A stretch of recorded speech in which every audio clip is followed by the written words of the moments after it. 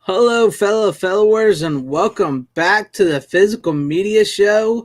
And hopefully, we have a good one for you tonight. With me, as always, is Runner, who is back from wherever he was last week. We still don't know where he disappeared to.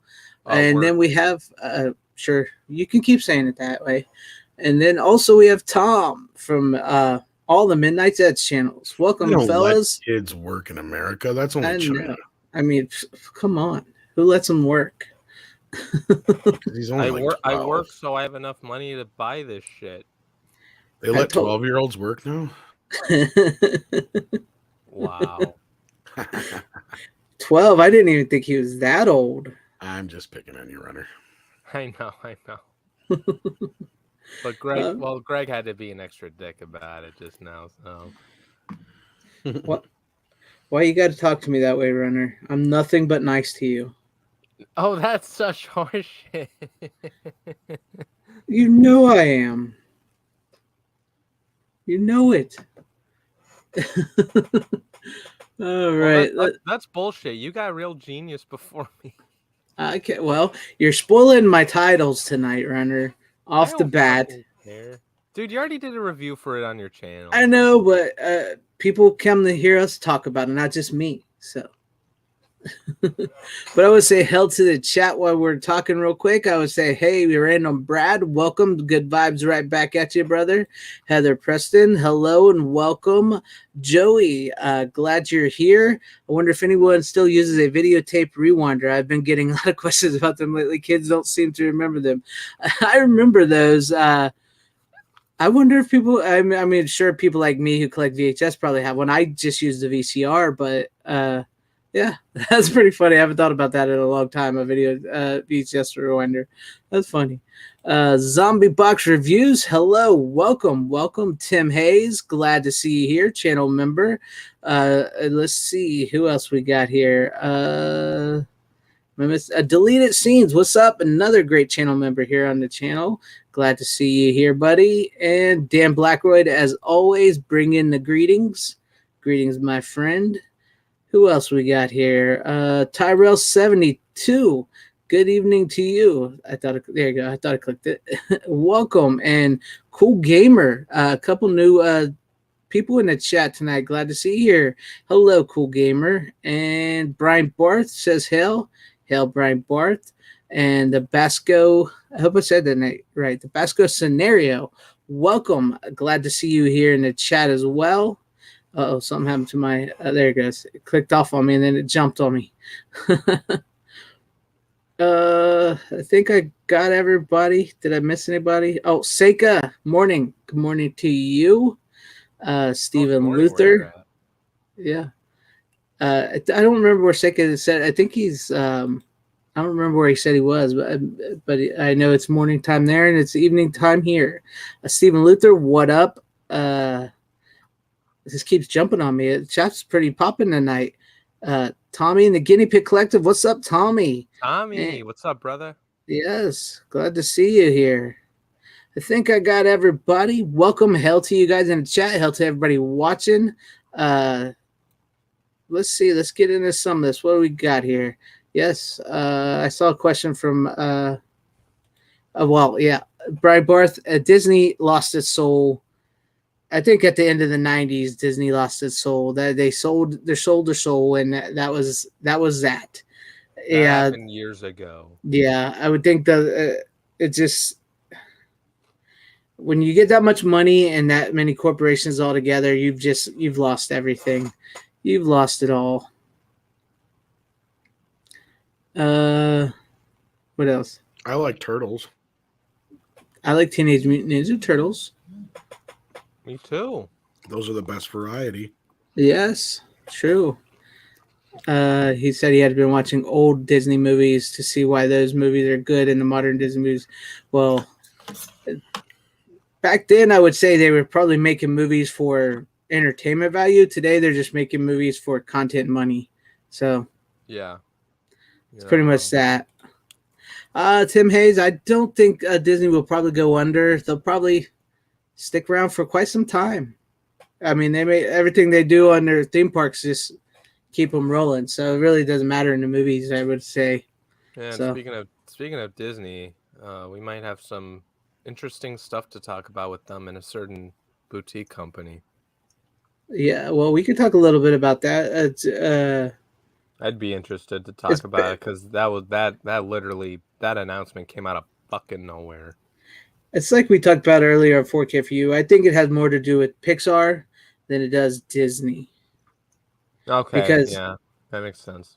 yeah, because Tom was in what we were talking about. It was something like how many movies was it? Tom, like 7 or 8, or like it's like Yeah, pretty Pixar much up type? through like Up, I think it is.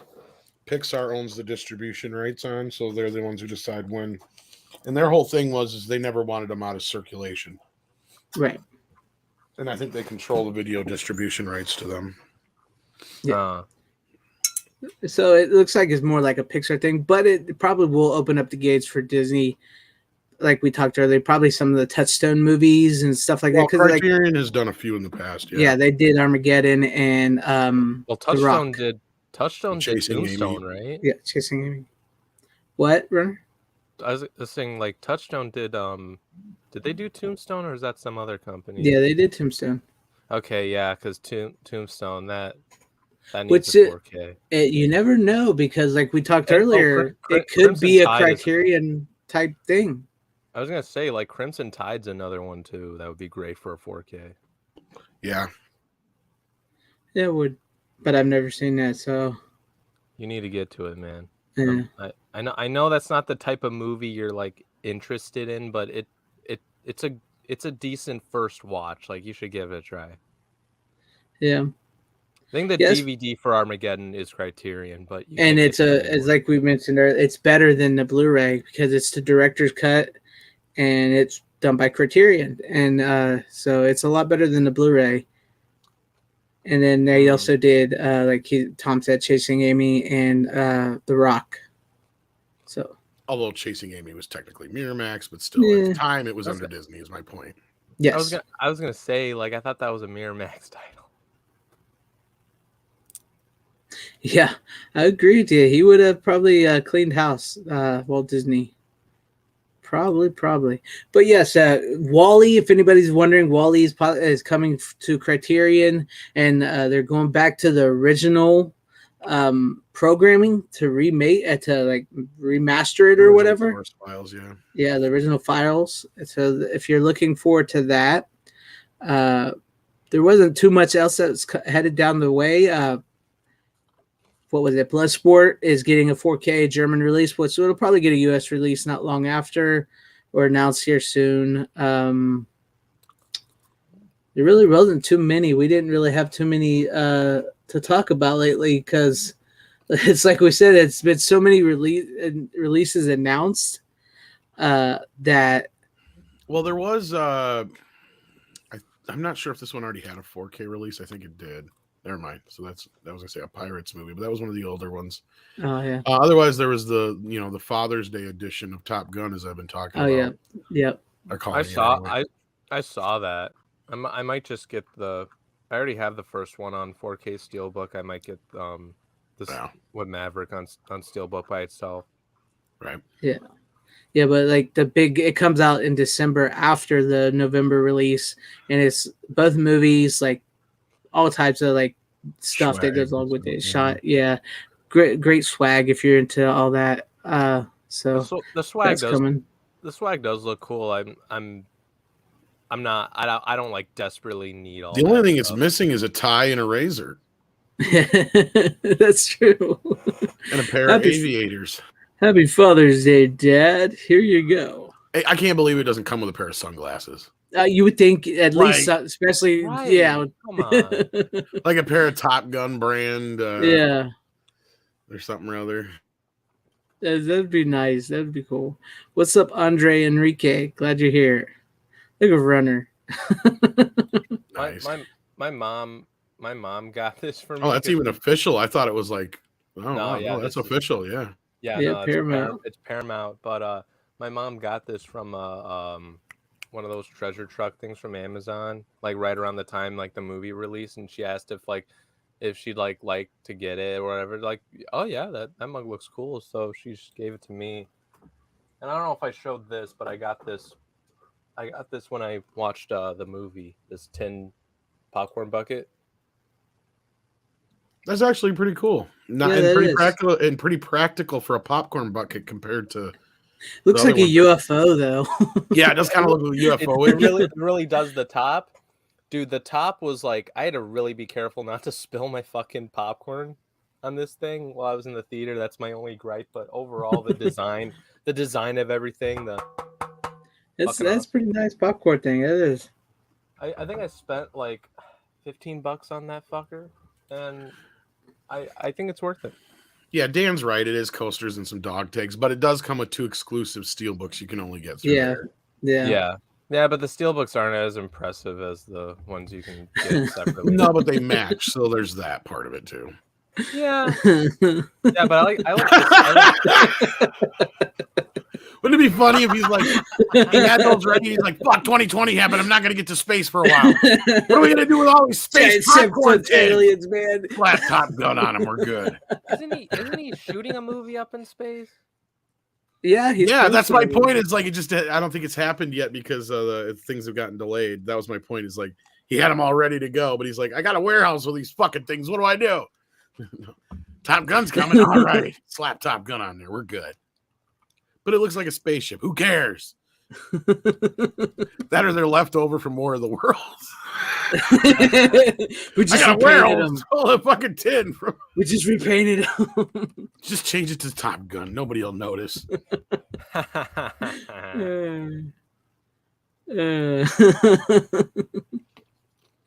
Yeah, that's funny.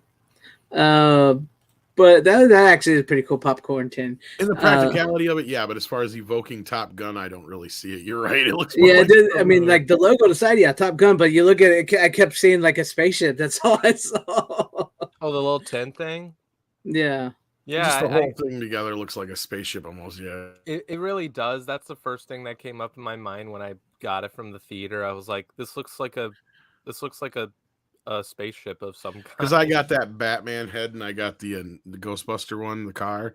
I'm like, there's no way I'd ever put popcorn in these bastards. Yeah, never. I saw those things. It's like I saw those things. I'm like it's like you probably can't put much popcorn in that. And then I got this. And I'm like, you can actually not really. I mean, if you get a small bag, you could actually slide the bag in the Batman head, maybe, and maybe the same thing for the Ghostbusters one. Maybe you could put the bag in there if you had like the bag, but like you couldn't actually dump the popcorn. I seen people doing that shit. I'm like, that's stupid. Then they're sitting there digging for their popcorn, and you can only fill it with so much. Yeah. I know they did a Doctor Strange one recently. It was like a cube. That one wasn't too bad. I almost thought about getting that one. I think that was for Spider-Man, though. I think. Was that for Spider-Man? No, it was it Doctor Strange. It had to have been Doctor Strange. I thought it was the cube thing they had in the Spider-Man thing, but you could be right. No, it wasn't. No, I didn't think about it though. I thought about the Thor one too. It was like it was the well, the Thor one is just a broken Mjolnir, but yeah, I know that's why I was kind of tempted, but yeah, I don't know that one didn't look not for $40 to me. though. Paramount did Top Gun, didn't they? Yeah. Yeah, so that's another thing like we talked about where Paramount, because Seika said he ordered his, and then, not long after that, they announced that, and it's coming down the line. I already got the first one in 4K and 3D. Yes. I'm not buying it again. Yeah, so there you go. And what, the first movie? Yeah. I mean, the transfer is really good, though. I got both of them for dirt cheap, and I'm not gonna rebuy them. Yeah, I haven't got the first one on 4K, but I have it, so I'm just gonna get I'll probably just get the double thing, not that big set, but the double set. No, I was gonna say get the double set. Well, yeah, like I got the 3D one when they were clearing out a bunch of 3D Blu-rays, so I think I got the original one for like $7 in 3D, really? And then nice. The 4K one they had brought out whatever it was a little while ago here, and then when the movie finally came out, it was on sale at Walmart or something like that. I can't remember which, but I think I got it for like $10. The only thing that pissed me off is it didn't have a slip cover. Well, I like the steelbook art for the the first Top Gun Maverick steelbook more than the one with the special edition stuff. Well, and I ordered the standard steelbook that's supposed to come out the first. Yeah, so that's the one I want to get. And and I already bought it digitally, so I mean, yeah. I'm going to be waiting till November 1st. The only reason I think I'll stick with the disc and keep it is because I think it was actually filmed on film and not digitally. Sorry, Greg. Oh no, go ahead. No, yeah, that's all I had to say. Yeah, I think I'm just going to wait until November 1st before I watch Top Gun Maverick, the sequel though. So it was kind of worth it. It was better than the first movie. It is. That's what I've heard. So it is better. But at the same time, it's pretty much the first movie. There's not much of a difference, really. I mean, the biggest difference is it's taken a lot more seriously than the first one. Yeah, I mean the major difference is basically you got Tom Cruise kind of sliding more into the Tom Skerritt role a little bit more, not so much, but kind of, sort of. And then the other thing is they have an objective through the whole movie, as opposed to the first movie where that ending bit was just kind of like a tack on. It just felt like, oh, now we're gonna go do, kind of like why I don't like the end of Stripes, because like you already kind of had your climax to a point. But then it works with Top Gun a little bit better because all of a sudden then they're needed to do something or whatever. Before that, the whole thing was, you know, the whole training purpose thing of all that stuff. And then he loses, you know, what's his face and all that shit. So, yeah, it was just whatever. It was kind of like, you know, things happen, but it's not much of a movie, right? Like there's no real storyline outside of Tom Cruise gonna Tom Cruise, you know, I guess. Like that's really kind of what it is. It's because it feels like a trailer for a movie we never got, but it's a 2-hour trailer. Like that's really what it feels like when I watched the first Top Gun. Then you watch the second film, you're right. It feels more like an actual coherent film where it has a beginning, middle, and ending and a purpose throughout the entire movie. As opposed to the first movie where it's like, okay, he just wants to be Top Gun in his class. Then he lost his friend. Oh no, now we got to go on this mission. And this guy that I didn't like throughout the whole movie, now we're friends. Like, that's the whole movie. You can ride my tail anytime. I mean, when you explain it like that, yeah, but like I would say watch the movie for yourself. Oh, absolutely. I mean, it's an experience, and the first film is really just so much of its time, right? Like it's hard to separate it from the era it came out in.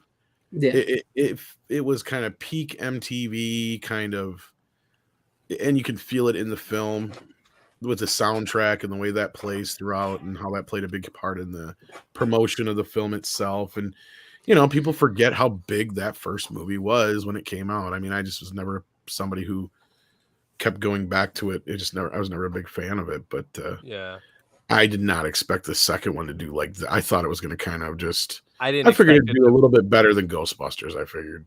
I didn't think it'd do as well. I didn't think it'd do that well either. But I mean, I knew it'd do well just because, like, I think there's a hunger for good entertainment, and like, you know, they even in the marketing, they're like, "Hey, we're using practical effects and real stunts and all that shit." And you can, like, I was literally at the edge of my fucking seat watching the movie. Like, I haven't felt that way in a long fucking time. I can't say I was on the edge of my seat, but I enjoyed myself. Well, you watched it at home. Irregardless, I mean, like, Tom's system setup is it's like I know, but I watched it on IMAX, so and that could very well be, but maybe that's the reason why. In a lot of cases, though, I've had better experience in my own home than I have in theaters. So, I thought Dune was amazing, even though I watched it at home. So. See, Dune, for me, I think I saw that one on IMAX too. Like, visually, it looked good. And I liked the movie, but, like, the first act for me was, like, super fucking slow. Like, I almost fell asleep. And then, like, then it started picking up around the second act. And then the third act came up, and I'm like, oh, wow, I'm actually really liking this movie now. I mean, I guess the only other surprising thing this week in Blu-ray news or anything like that I could say would be outside of people naturally having issues with Star Trek, and I guess another movie that might be coming up later, so I don't want to spoil it too much up front, but yes, like it seems like Elvis is selling much better than I think people had anticipated, or at least Warner Brothers and some of the stores had anticipated, because Amazon's already sold out. I went to get one at my local Walmart yesterday, and they were already gone. I saw a few at my local Walmart. Well, I made the mistake of waiting to see if Best Buy would release a Steelbook, and I did have it pre-ordered, and I canceled it on top of it all because I'm like, if they release a Steelbook, maybe I'll get it. But I wasn't too thrilled with the idea of the film when I heard some things about it, and then when I actually watched it, now I'm like, maybe I'll pick that up, But now I wish I just kept it pre-ordered because, I had to. Luckily, Best Buy still had it in stock on their website, so. Yeah, like I went to my Best Buy and like the employees like had like a bin of like them like trying to stock in like some of the newer releases. Like I saw a bunch of Elvis's on 4K. I saw some Platoon on 4K, like all that stuff. Even Lightyear, which no one's gonna get. And I was really hesitant. Oh yeah, they have plenty of those left. Yeah, but I was hesitant on buying Platoon on 4K, and then I heard what Tom had to say about it. I'm like, good thing I dodged that bullet. Spoilers. Speaking of us, Best Buy, did you guys see the footage I did of my Best Buy? You did. It was empty. Yeah, and they still had Morbius, so it was still up there. Mine had Morbid time. It's Morbid time. Mine has plenty of Morbius. They even still have the Steelbook. They saw it there too. On the fence about Morbius, I hear it's on Netflix now. So Morbid. So. When I have the time, I'll watch it just to see, like how like bad it is. In a good way. We forgot he mentioned it. So. Boom, runner. Good. Fuck your Best Buy. Okay, fuck your Best Buy. Fuck your Best Buy. Fuck your Best Buy. Fuck your Best Buy. Fuck your Best Buy. Well, this time I'm gonna have to agree because they sold out of Real Genius. I was really pissed off. Like I literally went to the store and I asked, like, "Hey, do you guys have Real Genius on 4K? It's supposed to be released." Oh, that's today. the title I meant earlier, but yeah. Yeah, but then one of the employees. You're supposed to keep it quiet, runner. No, it sounds like it's like no, we're sold out, and it's like sold out in every fucking store.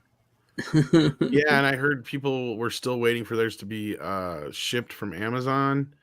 I was also waiting, but mine finally did ship supposedly, so I should have it by I think either tomorrow or Friday. But I bought it like online through Walmart just because it was cheaper than Amazon. Like Amazon was charging more for taxes and shipping than Walmart.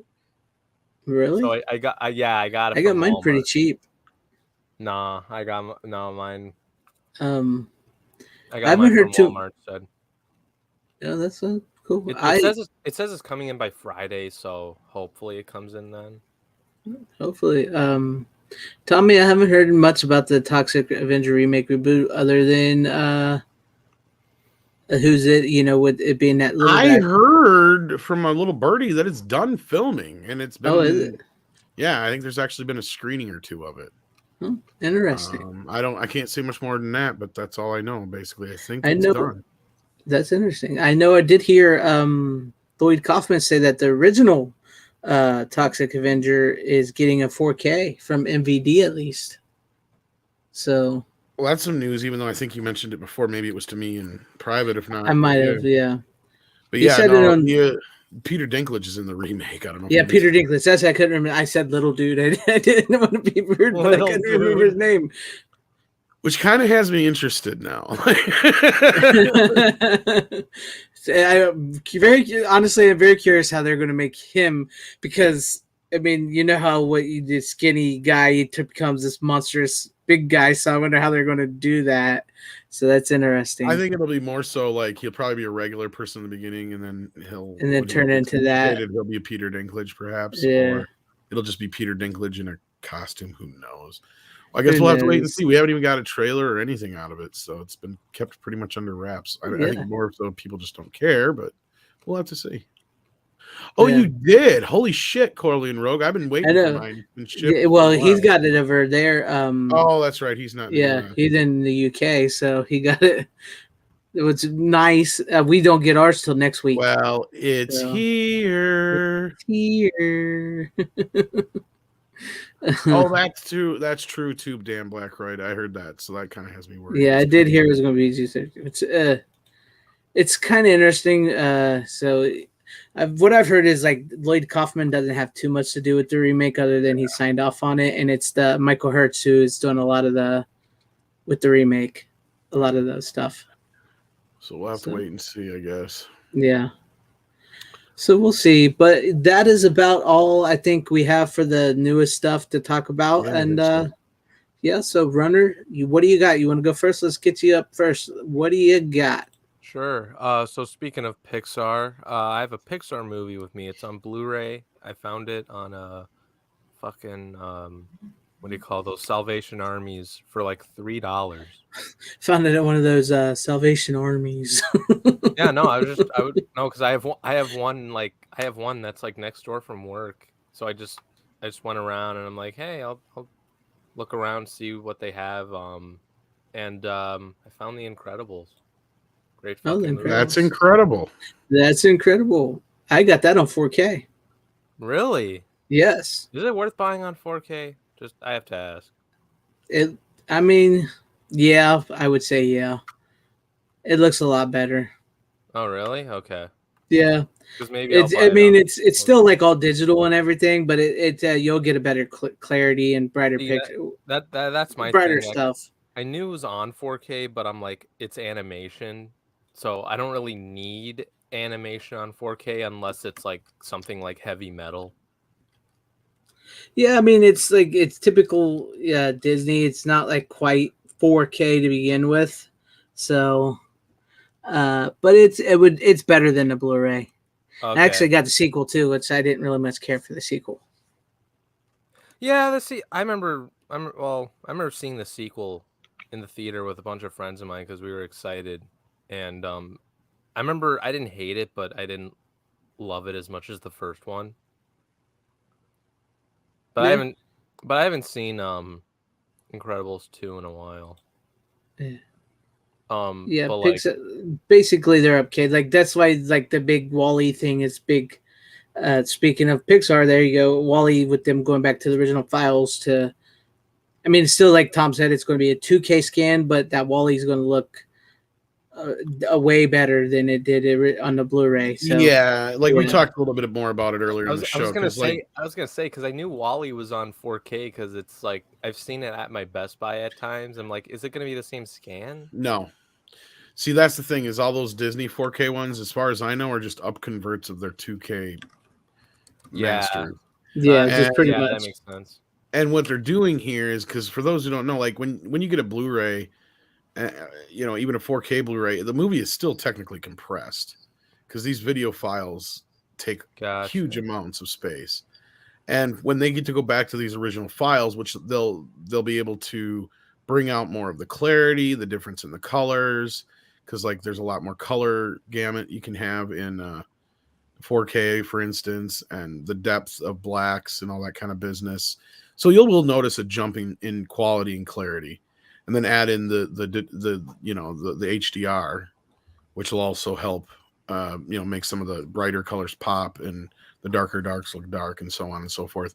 So I think it'll be a very huge improvement over not just the regular Blu-ray, but even Disney's Blu-ray, 4K Blu-ray for that matter.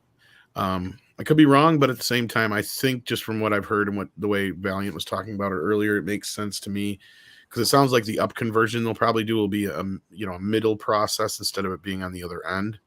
So they'll do the up conversion while they're outputting this new file, is what I'm assuming. So then from there, that'll be the new master that'll be used for the compression on the 4K version, which in the end will still look much better than the one we already got. So there you go. That would be my guess.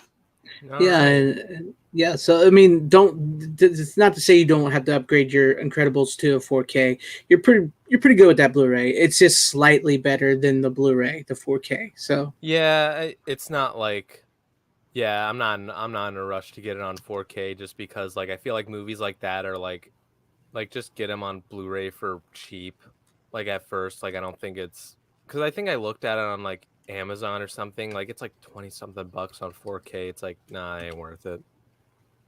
See, I had to I always enjoyed the first. I'm not a huge cartoon person, I don't really I've never really a huge Disney person to begin with, other than like I really dug like Aladdin and The Lion King was like I like the Beauty and the Beast. I like those. That was about it. That was really about it for the Disney cartoons. I really don't care for the Disney princess shit. Like that was never for me. Yeah, but I really dug being a comic book fan and stuff. I really dug the first The Incredibles, and it's probably the best Fantastic Four version besides the Roger Corman one out there. So I was just gonna say that it's the best Fantastic Four you're ever gonna get on cinema. So, but the first Incredibles, it's a mix between that movie or Ratatouille is my favorite Pixar movie. Yeah. Oh well, I always do like that. The Incredibles and the original Toy Story. I always felt Ratatouille was a bit overrated, but that's just me. So did I fucking love Ratatouille, man. It's a fucking masterpiece. So most of my Disney love was like for stuff how's Ratatouille overrated? I'm sorry. It's a little.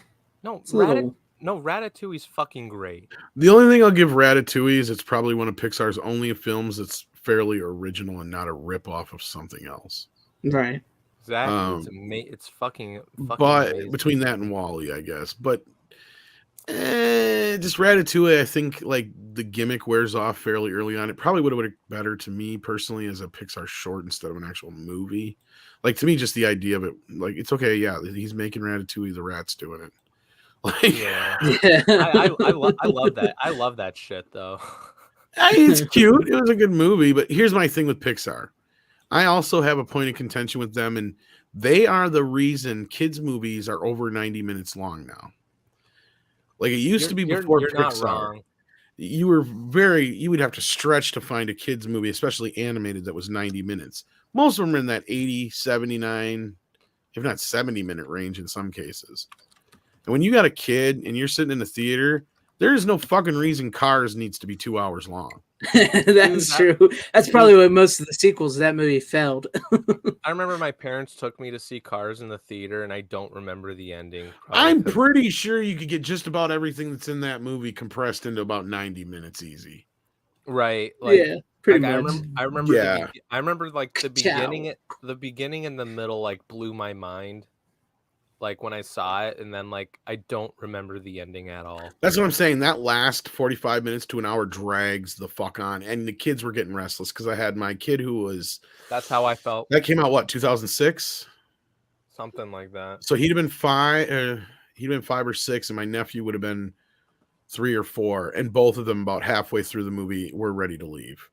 And it's like, okay, this is not a good sign if they can't keep the kids' attention, and these kids loved Cars in general, right? Like they were. Yeah, me too. I'm just like, I own all the toys too. Exactly. Doc Hollywood is the same fucking movie, and it's shorter and better, and so is Tu Wong Fu. Both basically the same fucking movie. Yeah. True. Well, like I remember, like I think the best like Pixar movie experience I had in the theater was probably Toy Story 3. That was fucking amazing. That is still probably their best film overall, I'd imagine. Like pound for pound. I mean, I would pick Toy Story 2 personally, but like on a scale with all hitting all the notes, I would say between that and maybe Up are probably their 2 best. Up was good. I remember getting really upset when the house burned down because I was like super young and I was scared as shit. Well, it's just those 2 are the ones that I could think of are real Oscar caliber, right? Like best picture caliber. Nemo was good. I have issues with it. It's okay, but it wasn't anything real original to a point. I mean, it was good to a point, but I mean, people love that. Butt. Honestly, if there's anyone that I feel is more overrated than fucking Ratatouille, it's got to be Finding Nemo. I'll be honest with you. I mean, I like Ratatouille more. It's one of my favorite Pixar movies. I'm sorry. I fucking love Ratatouille. They all suck. They all suck. You're not 100%. Well, in certain respects, yeah, random. Looking back on a lot of them, like the Toy Story films are probably the best of the bunch, and then the Monsters Inc. Objectively, yes, they are the best. Yeah, objectively, and then like Monsters Inc. is a ripoff of so many things. Bugs Life is Seven Samurai. Monsters University is a ripoff of Revenge of the Nerds. It's both Revenge and that's Revenge of the Nerds, and then but the first one's basically Little Monsters all over. That's again. what I was about to say. It's a ripoff of Little Monsters too. Yeah, Wally. Even though Wally's a little bit more original, you can't deny that Wally looks exactly like number 5. Yeah. John number 5 is alive. No, but when it comes That's to the true. first, but when it comes to the first 3 Toy Story films, it's really hard to pick which one's the best because they're all so perfect to me. But I mean, that's the thing. Yeah, they work well as a trilogy. That's exactly, and the fourth movie can go fuck itself. And Toy Story 3 has that rare ability of being the third film that was better than the second or first one in a way. Although like I said, I still personally like the second one better. The third film hits all those notes, and you are sitting there thinking, "Fuck, these toys are gonna die." Like, because you're at a point where they're like, "There's no way out of this." Like your brain has gone through every fucking scenario, and you're like, "There's nothing I can think of at this point." And then all of a sudden, the claw comes in, and you're just like, "You motherfuckers!" I was almost traumatized in the theater when they were all like about. Oh man, tell me about it. I took at that time. I mean, my kid was a little older, but like all I could hear was sobbing and crying. And the worst part, it wasn't just kids. The parents and the adults were bawling. That was the fucking. And then it got worse at the end. The kids stopped crying, and you had all the mothers. Oh my god, that's so beautiful. He came all the time. Oh. I'm like, holy shit. This is a fucking movie. And it kind of got me to a point too where I'm like, holy shit, are we gonna have a moment here where like this is it for these guys? I mean, like they're all dead. That reality of sometimes toys have to get tossed, like it's just hey, here's Woody. Put him on the fire. Yeah, I mean, I would probably. And then actually, I wish they would have died because then we wouldn't have gotten Toy Story 4. Yeah, I half agree with you. I don't want them to die because Toy Story 4 goes against everything the trilogy's about. Everything the trilogy's about. I agree, and I've only seen the movie once in the theater, and I think it was like it was a waste of fucking time. No, dude, it's probably one of the most like underwhelming experiences I've ever had in a movie. Like I feel like part of my soul just died. Don't even get me started on Lightyear because I haven't even seen that piece of shit yet. I'm not watching that. I'm sorry, I can't. I don't think I'll ever drag myself. Yeah, I don't think I would. I would probably agree with you. I'm gonna be honest, straight up honest with you guys. I've only ever seen Finding Nemo, Toy Story 1, 2, 3. And The Incredibles 1 and 2. That's and Bugs only Life. true. That's it. That's all I've seen. Because of this and this reason only. Even though Wreck-It Ralph is a Disney movie, that's why. Because otherwise, Wreck-It Ralph to me feels, because it is, a John Lasseter film as well, but it feels so much like a fucking Pixar movie. It's like it really I had to reconvince myself 12 times that it wasn't. So I kept mixing up that it was a Pixar movie. So outside of that film being like a quote unquote exception to that, Toy Story 3 was the end of that era. I can't think of anything after Toy Story 3 that really resonated and was as good outside of what did Up come out before or after? I think that was before, right? Up came out before. Okay, so by Toy Story 3, then I would agree that's the peak. And it's all downhill from there probably. Yeah, but like Toy Story 3 had a perfect fucking ending. No, you're right, and they should have left it there. Yeah, I agree. They should have left it there. And the only thing I was really excited about in Toy Story 4 was Keanu Reeves voicing a character. That's about it. I was interested. There were some moments that were funny in it. Don't get me wrong; it has some of the Pixar charm, but at the same time, it's starting to feel thin. I know. I think the only thing I remember going with a friend of mine to see Toy Story 4, and the one thing we laughed our asses off was when Keanu Reeves fake cried in the movie. It was so bad and hilarious at the same time. Inside Out was another one that people just adored, and I found very overrated. That I do find overrated. We can at least It agree was there, Herman's Head. Yeah, I remember that show. At least we can agree. My sister fucking loves that movie, but Yeah, it was funny. I think I seen it twice. It was enough. Never seen it. So Yeah, my kid was old enough by the time that one come out that I think one watch or two was all we needed. So yeah. But anyway, so it's probably. Anyways, yeah, let's go to Tom. Way too long Tom? talking about Pixar. Yeah, we did. Well, since he already kind of spoiled this, I'm just going to bring it up now. I cannot recommend Platoon in 4K. I can recommend the film, but I cannot recommend the Shout Select at it again. Maybe they did that on fucking purpose because this is one of the worst 4K. I don't even know why they bothered. It is got to be a third or fourth generation away from the negative, and I can tell by the size of the grain. It looks like a print that's been run over in somebody's parking lot in some spots. It's just sad because this is a really, really good film that screams out for the cinematography to shine, especially the way it was shot. And it is one of Oliver Stone's best films. Right.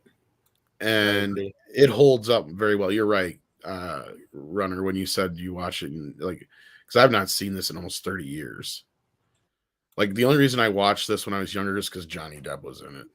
I shit you not. Yeah, 21 Jump Street stuff. So yep. Freddy. And at that point, I'm just like, he's hardly in the fucker. Yeah, you're right. So at that point, it was a disappointment for me on that respect. But now this time I watched it because that was the second time I watched it. So that would have been the last time I watched it. The first time I watched it was when I was a kid, and I just didn't get it. And this was one of those movies that my parents set me down with. So this was the war your dad was in. You're going to see some shit. But they thought it was important that I understood. Right? So this was one of those movies that just showed it like it was. It was this movie and Full Metal Jacket, which were the two movies that my parents let me watch about the Vietnam War that I couldn't believe they let me fucking watch. But believe it or not, in retrospect, this is one of the tamer films. Really. Yeah. I always thought Full Metal Jacket was a little more than Platoon. So a lot more, actually. Yeah. In hindsight, like, for some reason, the scenes that stand out to me most are not nearly as graphic as, say, like, I understand now why, like, my parents didn't let me see The Deer Hunter, for instance. No, yeah. As a kid. Like, I get that one. And Apocalypse Now. And like that. Like, that made more sense. But now, letting me see this, it makes more sense. Because in context, when I was younger, those scenes were, like, graphic as fucking stood out to me. And in my mind, I saw more than was actually on screen. Between the death scene with the kid who has no leg and the dolphin love scene, like, those I remember vividly as a kid and a young adult watching this, and those seem much more graphic than, for some reason, as opposed to now. It's almost you'd see this shit on television now. They wouldn't even barely have to cut this movie now.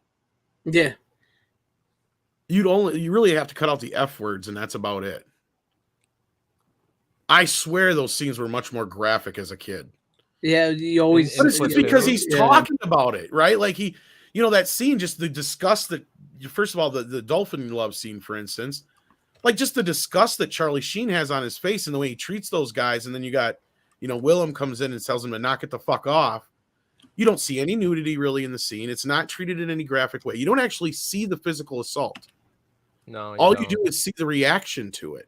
Same thing with the death scene of the kid, right? All you see is Charlie Sheen's face and hear the noise, and then you hear what's his face comment on Ethan Hawke, right? Is that who it was? Yeah, Ethan Hawke commenting on, yeah, that's who that was, isn't it? The guy from Entourage. Is that who? Because it's what's his face's brother. What's his name? Matt Dillon. So Matt Dillon. I'm sorry, not Kevin Dillon. I'm sorry. Kevin Dillon. Kevin Dillon talks about his head splitting open like a melon and shit. You don't actually see any of that. All you see is the blood splatter on Charlie's face. Right. And his reaction to it.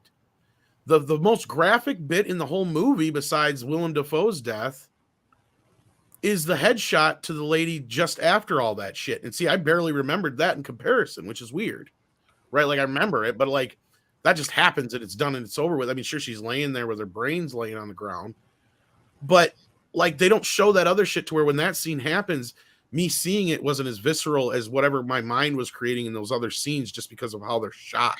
That's always like a thing, you know, like when you see a movie as a kid, you remember it being so much more visceral, especially something like that. And then when you watch it as an adult, it doesn't seem like it once did, does it? It's weird. And not only that, just I don't remember such an eclectic cast in this film. I mean, I knew it was loaded with people, but I'm like, holy shit, picking out so many more people now than I probably would have then recognized, right? Like, I mean, I don't even remember Tony Todd was in this fucking movie till just one. Yeah. Tony Todd's in this too. Jesus Christ, who's not in this fucking movie? Right? It's true. I forgot he was in it until you. Because isn't that the whole thing? Is Ben Stiller was in it too, but he got cut out or whatever? And yeah, like, and then he did whatchamacallit later on. Yeah, I think what do you guys think is the best Vietnam film? Brian Bart says that question. Depends on what aspect you want to show.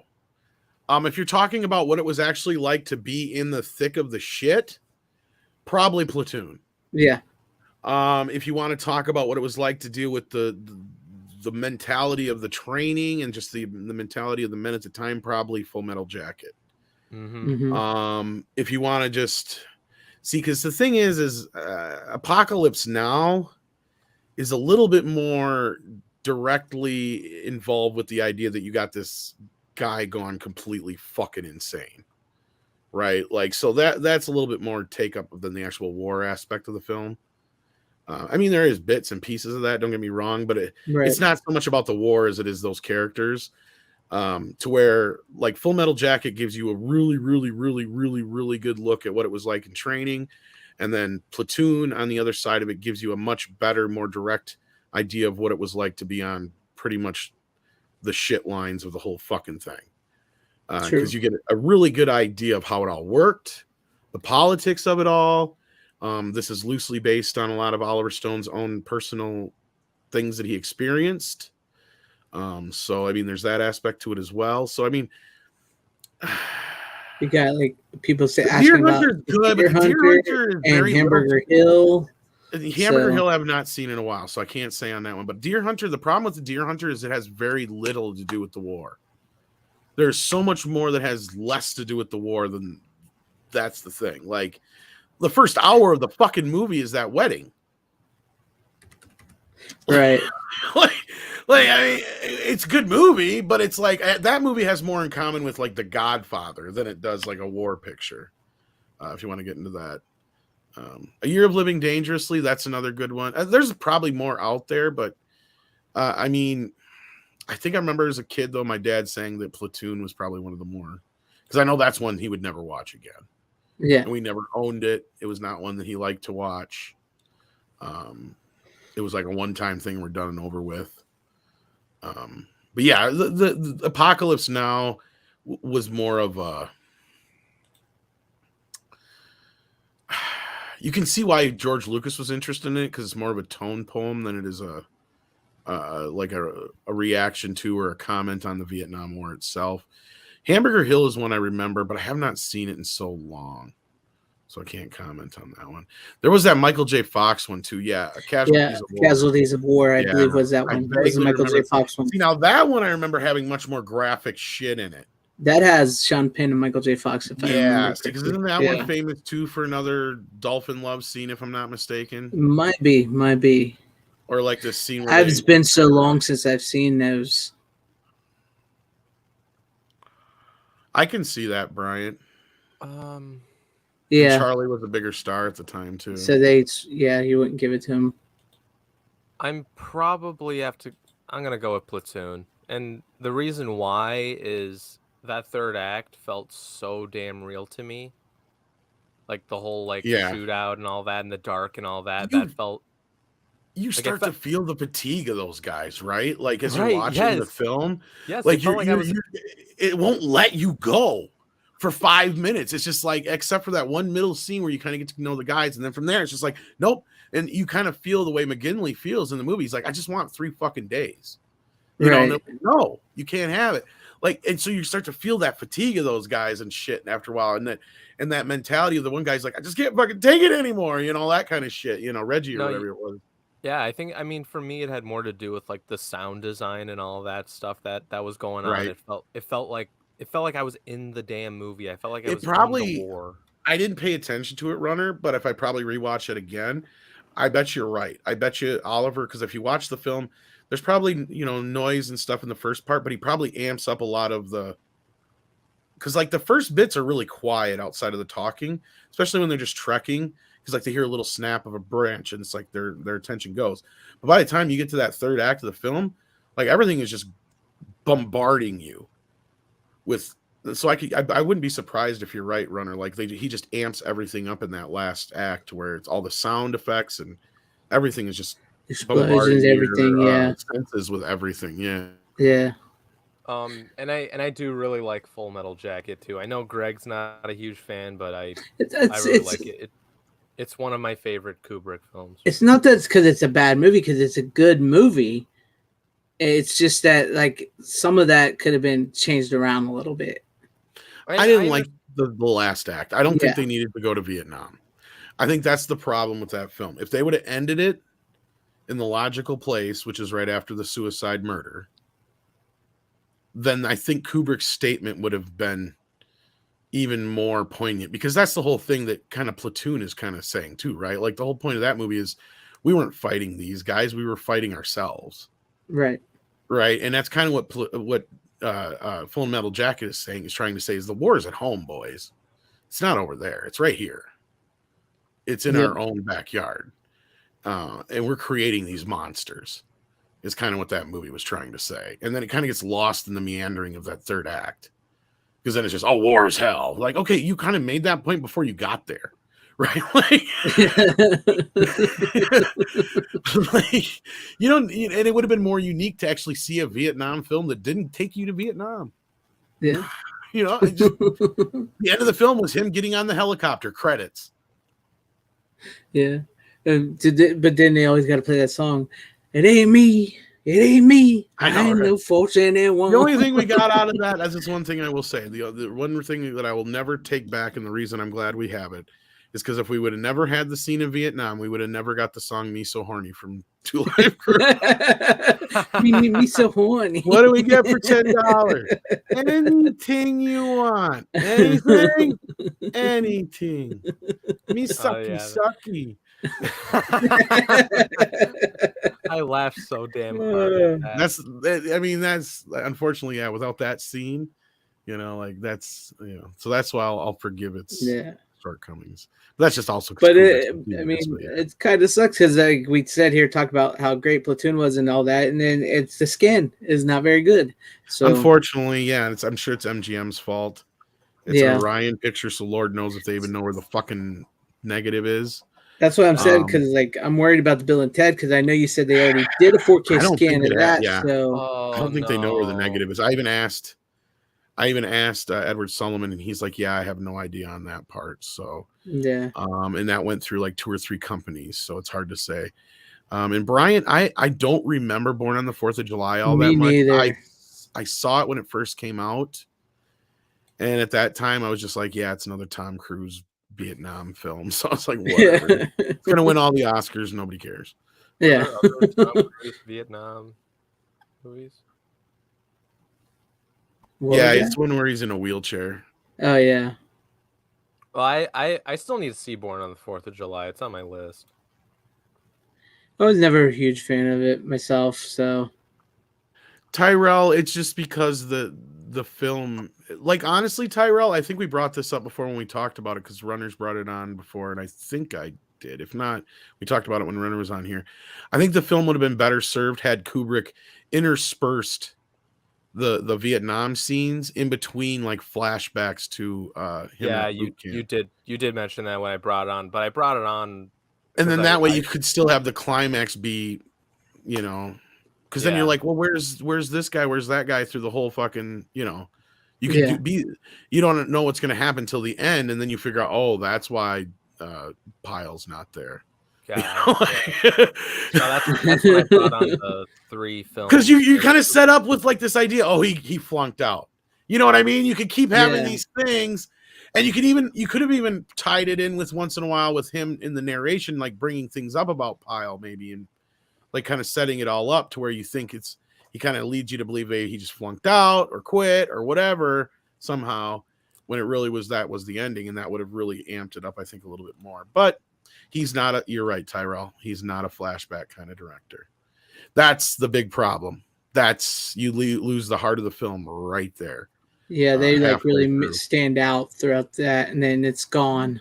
Because let's face it, what is it? Matthew Modine, who is the main guy throughout the film, he does not have the gravitas to pull off the rest of the movie. He just doesn't. I'm surprised nobody brought this up till just now. Latino something bet me. Something bet me. Jumped up and bet me in the box. Oh, I forgot. That's something I'd like to see. I forgot about right there. I kind of forgot about Forrest Gumping a Vietnam film, but I've only seen one. You consider it a Vietnam movie? To me, there's a difference with movies that actually take place around or have something to do with Vietnam, as opposed to the whole movies about Vietnam. Universal Soldier. There's another one that has something to do with it, but I wouldn't call that a Vietnam movie. Yeah, it's not a Vietnam. I was going to say. I was just thinking about that though. I was going to say I like Universal Soldier. Yeah. But that's a good pick there, Tom. It just kind of sucks because, well, that is a Shout Select, which they started off. Shout Select started off with some good titles and some good stuff, then it slowly devolved. And no new special features. They're all carried over from whatever previous DVD and Blu-rays I'm sure have been made of this already. And I think, Runner, didn't you show one? You have like the steelbook of this, don't you? Yeah, I have the steelbook. It's the Shout Factory one, right? So I'm assuming it's all the same special features. Yeah. Just a couple of commentaries, a couple of deleted scenes, a couple of making ofs, and a couple of TV spots. Nothing new. Pretty sure. Is it the same Blu-ray disc in that from mine? Probably. Probably. Right? Let me show you. See, I think Shout will reprint these sometimes, but they're the same exact. You know. Yeah, like, I'm sure they reprinted it. Yeah. Yeah, my disc looks completely different. But I'm sure it's the same actual. Yeah, it's the same like background as this steelbook. But I only bought the steelbook because they were doing a sale, like a steelbook sale. Didn't they say it was going out of print too? Well, that's why, because they're doing the 4K. Yeah. There were a ton of steelbooks. That's why I was like, I bought that steelbook of Dances with Wolves. I'm like, I'm sure that's coming to 4K. There's no way it's not. I bought that too because it was cheap. But it was like it was only a limited of 10,000, so I'm like, whatever. It was cheap. Exactly, it was cheap. It was like $10, I think it was. Yeah, it was $10. So whatever. I'm sure that'll be. So was Platoon, I think. I have a feeling that'll be announced sometime in the first quarter of next year. I bet for Shout. Probably. Or maybe Kino will get it. Yeah. Because there's no way you're not going to get fucking Dances with Wolves in 4K. Yeah, I would figure not a chance. They kept shelling that out for like it's going out, get rid of get it, buy, because it's coming. And we also have if on the heels of Robin Hood Men in Tights as well. So, or not Men in Tights. Prince of Thieves. I would love a Robin Hood Men in Tights 4K. I would love that. And yes, Robin Hood Prince of Thieves is pretty cool. Yeah. So what do you got for us for your first one? I think yes. Let me get. But yes, We Were Soldiers. Yeah, We Were Soldiers is a good one too. If you want to see a Vietnam movie that doesn't end sad. I vaguely remember that one. That's the thing. There's been so many since the 80s and 70s. Like to me, the farther we get away from Vietnam, they're just not. They're kind of like movies that are emulating Vietnam movies. Right. Pretty much, yeah. They forgot what Vietnam actually was, and they're just copying like Platoon and Apocalypse Now and that. Yeah, pretty much. But I'll lighten it up a little bit here, as Runners sort of spoiled this one too, and plus I did do a video, so this will be my first pick. Real Genius. You fucker! And where did you get that? You're such an ass. I got it from Amazon. You jerk! How did you get yours already? What's the inside cover look like? I'm not too happy with that. That's what I thought. See, that's what I was telling Mike. I would have preferred the original VHS, where with him sitting there with the globe thing or whatever. Actually, that is a poster, but I think it's like the German. Yeah, it's one of the posters, but I prefer the original. But yeah, it's a great flick. I was gonna say, why couldn't you get the poster of him like posing with the little thing on his finger or whatever? Like that would have been so much better. That's what I was just talking about. But I love this artwork. If you guys have tried, this artwork is pretty nice. I like it. So see, it would have looked better on a steelbook, though. Yes, it would. If it would have been a nice steelbook, if they would have put that out there. Yeah, Sony's been pretty good with steelbooks, I think. Yeah, which I was surprised. Isn't this one of the other one that has a TV cut on it too, Greg? Yes, this does have a TV cut. It's on the TV cut is on the Blu-ray only, not on the 4K, which I haven't watched it yet. But yeah, it's got the TV cut, so I'm interested to see some of the scenes, what the difference is in that. Because I remember basically, I don't think I've ever watched this on TV because I used to rent this movie constantly, over and over and over, and so I never really watched it on TV because I always had a copy, at my house. So. No, but yeah. I didn't pre-order it or anything like that. Like mostly just because it was that cover that they showed with him next to Einstein.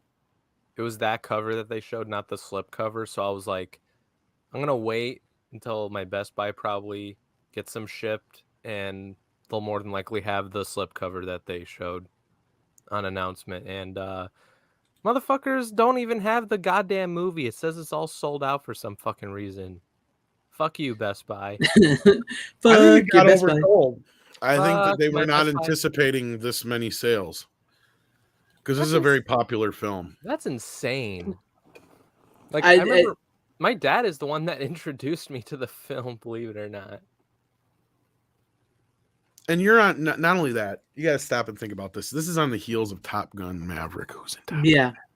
Plus with like Val Kilmer sort of having a renaissance. That's what I'm talking about. Exactly. Yeah, with all that. Oh, you're right. So between those two things, it's a popular film. I think Sony underestimated the demand for this film. I do too. And it is a great flick.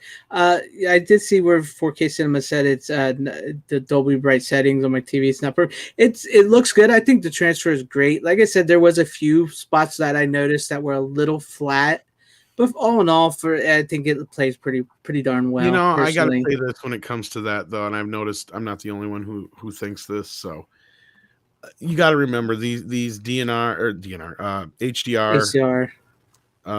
Transfers are being overseen by different people. Sometimes it's a director of photography. Sometimes it's somebody in the studio system that does that. And you also got to remember there's variables in the equipment they probably use. So you got to take that into consideration. Sometimes you got to tweak the brightness and the contrast once in a great while. I've noticed that, especially like when people were bitching about heat. Like, I remember it being very dark originally, and I talked to somebody and they said the same thing. And then I posted, I can't remember his name, but he's a YouTuber from overseas who does a lot of 4K and Blu-ray reviews. I think he's like the Film Collector is his name, if I'm not mistaken. I reposted his review of it, and he said the same thing. He remembers, especially because the scene with Robert De Niro when he's in the shadows. Oh yeah, and he specifically remembers straining to try and see De Niro, and that was the whole point. Like, you don't see him until he just barely steps out into the light. So we're not really supposed to see him. So the movie was as dark as it's supposed to be in that respect. So I didn't have as much of a problem, but I also turn my brights up a little bit more than most people do in my contrast too. Yeah. Because I like to be able to see the imperfections. So then I know what I'm seeing, and that's how helps me kind of notice the transfer and stuff. Yeah. Yeah. And then I can also see if there's any kind of DNR or other things that are being applied to it. If I notice, that are a little bit more noticeable when you bring up the bright and stuff like that. 4K Cinema says he was yes, it's a very dark film. I can say it's a very dark film. Good. So. Yeah.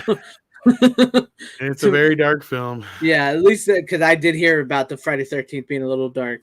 But yeah, I was gonna say there were some copies at my Best Buy, but I didn't buy it just because I got that box set from Shout. Well, maybe we'll discuss that a little bit more. But so yeah, Real Genius. Did you get to watch anything more other than the movie itself, or? I just watched the movie. I haven't watched it. It's got the balloon chair deleted scene and some raw takes, and the TV version is the only special feature besides the commentary with Martha Coolidge. Yeah, I just wanted to watch the 4K, and that's all I had time at the moment. And I enjoyed it, and it looked great, and it was a fun watch. I did do a video on it, and sadly, until it got copyright claim not too long ago, because I did use a little bit of the old trailer, and so I might have to rework it and re-put it up again, but or try to fight it. Hey Greg, it's hilarious. Like I think like a while ago or so, for some damn reason, one of your old videos was like on my recommends list, and it was your reaction to the Real Genius trailer. Which is funny because I use the same trailer I used in that, because I did that a long time ago when I was just trying to figure out what to do with my channel when I started. The same trailer I used in that is the same stuff I used in my review of this, and that never got claimed. This one got claimed just not too long ago, because I had it up all day until not too long ago. So I'm going to have to, either re-edit that part out or try to dispute it, which I haven't had to dispute anything till because the last time I tried to dispute something was like a year ago, and I got demonetized. So I have been hesitant ever since. So I don't know. We'll see how that goes. But as far as this goes, I couldn't believe I got it before Tom or even Runner, because Runner's always I got it in my Best Buy. So I was really glad. Those guys apparently wanted to be assholes, and they didn't show up or any of that. So yeah. Yeah. So they let me down just this once. I was really glad to get this, and it was it was really good. It's a great watch, and like I said, I've seen this movie so many times, and it's just like William Atherton plays the best dickhead of all times. This man has no dick. Ghostbusters, Die Hard, even the freaking Pauly Shore movie where they're in Biodome. The man just knows how to play the asshole. He's a great actor. Val Kilmer is really great in this. Like I said, next to Doc Holliday, yeah. Them two, this and that is probably his best performances. Well, I agree with that, but also put the except for Mad Mardigan. Yeah, Mad Mardigan. Yeah, I'd have to say Mad Mardigan, this, Doc Holliday, and probably I don't know. I haven't seen The Doors in a while, but possibly The Doors. I don't know, dude. His performance as Jim Morrison is like super fucking good. Like Val Kilmer is like completely unrecognizable the last half of that movie. Yeah. To me. But Tom, I know you're going to love this. No, but that just shows like how good of an actor he is. You know what I mean? Yeah. No, I can't wait to get my hands on it. I was pissed. me too. Because I'm like, and here's another thing, Runner. People told me about this is about Star Trek, but this might be something that's going on at your Best Buy, and you might want to pay attention to it. You can pick up movies and just order them online. You know that, right? Yeah, I know. So there's a possibility that they're telling you they didn't get them, but they might have got them, but they were just all pre-sold out online. They had them sitting in the back because they couldn't put them out on the shelf. Because I heard a lot of people running into that issue with the Star Trek movies. Oh. Because they went in to get them, and a couple of people told me that they, the people at the store either told them that or they knew somebody at the store and said that, yeah, we got them, but they were all pre-sold out online, so we can't put them out on the shelf. So unless they cancel the order, there's nothing we can do until we get another shipment. Right. Yeah. So. I remember I looked at like the website and it said that they have the director's cut, but it's like the collection, like the little like book thing that you get. Like it says it was at my Best Buy, but like I haven't seen them anywhere. I'm assuming you would have to like ask an employee if like they have it in the back or something, because it could have been very well that it got sold out between the time you got there and the time you looked. Maybe. I mean, but I wasn't looking for the Star Trek stuff though. Well, we'll probably talk about them later, but yeah. But I was truly surprised that I got it before you guys because I figured all three of us would have it tonight. To be honest with you, yeah, dude, I was so excited, like yesterday. I was so excited to like wake up in the morning and run to my Best Buy, but I ended up really disappointed this time. So I just ordered it online from Walmart because they actually because you can't order from Best Buy now because it's completely sold out. But like Walmart was like the cheapest like one I can get. See, which is funny because now Elvis is sold out on Amazon, but Best Buy had it. I didn't see if Walmart you could get it online or not, but yeah, there was there was a ton of like Elvis copies at my Best Buy that I saw. That's crazy. Same with Platoon on 4K. Yeah. But Brian Barth, what happened to Val Kilmer before his throat cancer? He was actually notoriously hard to work with. A lot of people said. So no, I watched the documentary, and he was working on those Mark Twain plays that he did. Yeah, he did that because that was like his like passion project or whatever, and then he had like 2 other shows that he had to get to, but he had to postpone those, and then he just had to axe it all because he couldn't talk later on, which I mean that really sucks, honestly. Yeah, but like there was rumors of going around that he could be difficult on set, so that might be part of his but his career did dry up a bit before. Yeah, it did dry up though near the end though, pretty much. But yeah, I was glad to get it, and I still couldn't believe I got it before. I'm still in shock over that I got it before you guys, because I for sure thought Tom would at least have it. So they definitely underestimated the demand for this movie. I think that's half of it, and the other half could be if that's the only thing you ordered, maybe the yours got sent out a little quicker because no, actually, I had a bunch of other shit. I had it with another thing, which I will show tonight too. So no, it wasn't just the only thing I ordered. So, and they both came out. It doesn't make any sense because I did get some of the stuff for Tuesday, which I got Platoon, obviously. So right, go figure. So yeah. But man, I just had fun watching it again. I could watch that movie anytime. It was just I always connect with the movie because, like I said in my thing, I was a smart kid and I was on the honor roll. I was a nerd, still am a nerd. So I always connected with that movie and it was just a fun. I was not a genius. No way am I a genius, but I just always connected with it and thought it was a fun. You're no real genius. No, I'm not. So, I remember you saying that in your video. I'm like, oh, really? Yeah, I mean, I still got awards, man. From when I was young, I got like the President's Award and honor roll, national honor roll, and shit. So I was a smart kid. So I just wasn't. Yeah, I wasn't. I got a President's Award. Well, it was from the manager at the local McDonald's or the president for eating the most chicken nuggets, but still. Hey, that means something. That's more important than the award I got.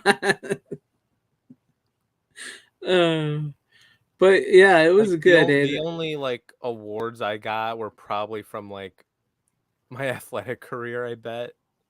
That's it. And they weren't like great ones. They were just like minor stuff. Yeah. Yes, wallets will definitely be burning in the next couple weeks. Like the end of this September and the beginning of October is just this ridiculous. Week was like the butt slap before the dry hump. Yeah, exactly. Dude, I am broke as fuck, and I'm waiting for my paycheck.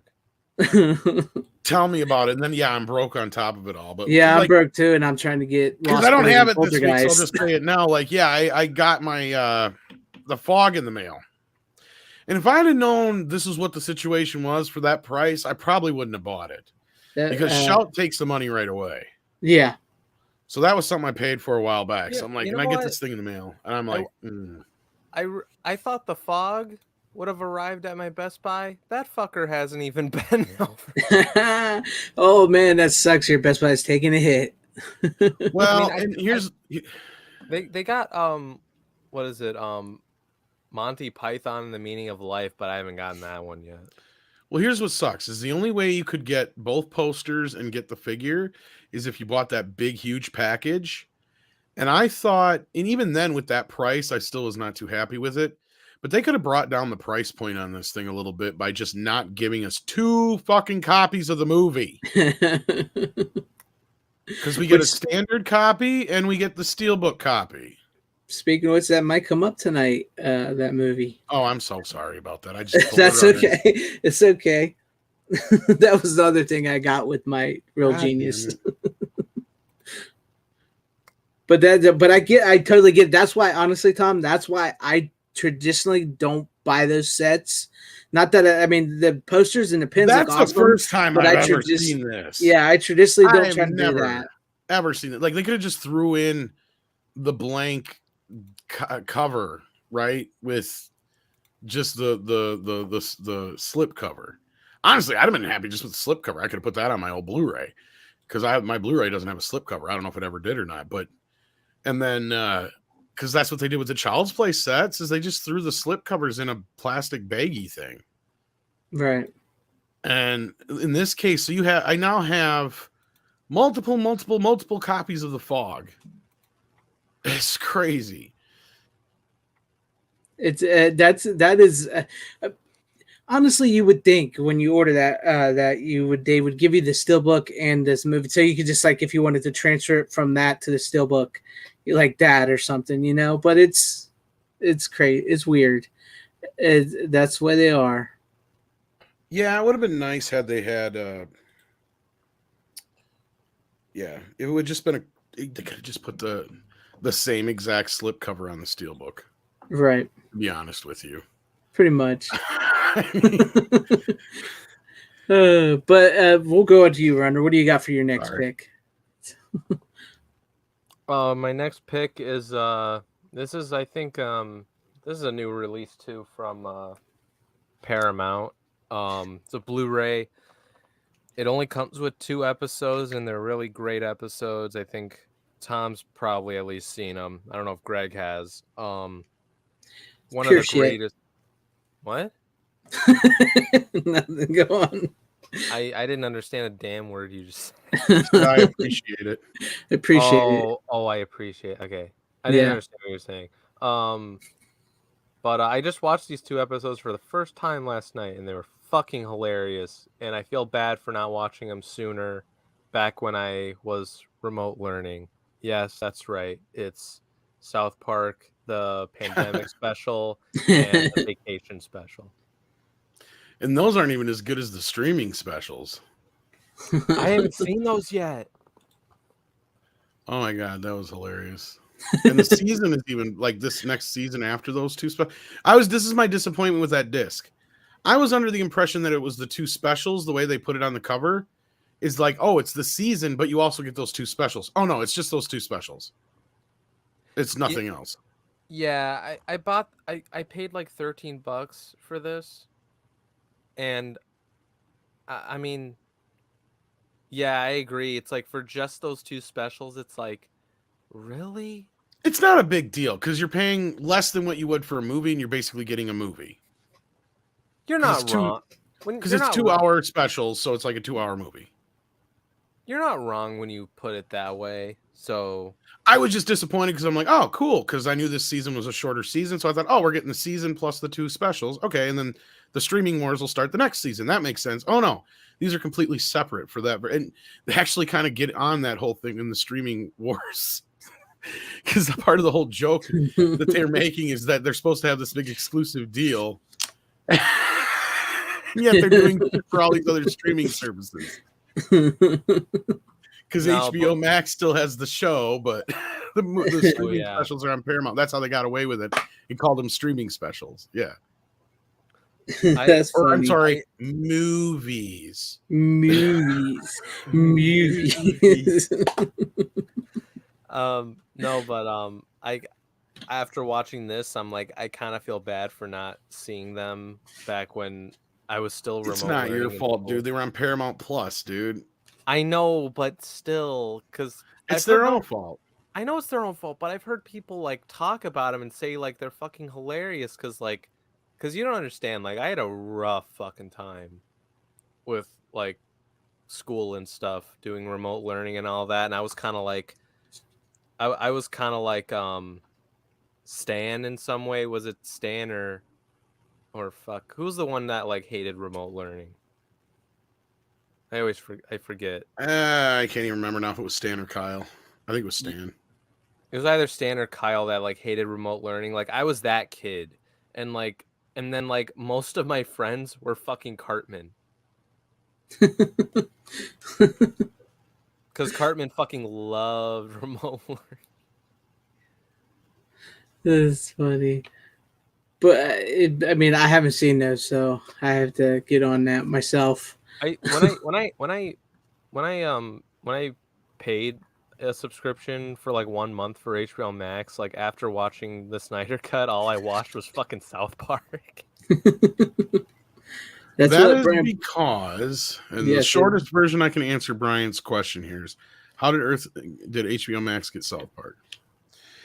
Because Warner Brothers and Paramount technically both own a piece of South Park. Because way back when there was something called the Comedy Channel, and there was Comedy Central. Yes. And at one point they merged. And at that point, then one was owned by Paramount, one was owned by Warner Brothers, much like with their UPN deal and the WB CW getting together to make the CW.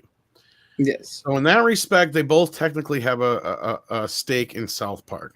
Now, the rights have bounced around a little bit here and there for certain things, like way back when, a little bit, not as far, but a little bit farther back from us, where we are now, when Interstellar was being made. Warner Brothers didn't like the idea that Christopher Nolan was making a movie over at Paramount without them involved. So they wheeled and dealed with Paramount over Jason's rights and the rights to the second South Park movie with Paramount to get in on that deal. But so if you'll remember, Paramount Plus is a fairly newer service. HBO, their streaming service, had signed on for the newer episodes of South Park after Hulu's deal had lapsed. So because of that, HBO Max now gets all the new episodes that show up on Comedy Central. So in their big deal with Trey and Matt, that's how they got around that, is by saying these are movies and they're on Paramount Plus. But they're just considering them fucking seasons. So yeah, pretty much. So there you go. And like I said, they kind of get into the whole joke of it all in the Streaming Wars episode. They kind of bring up that whole point. Because like one guy's like, you're supposed to have an exclusive deal with me.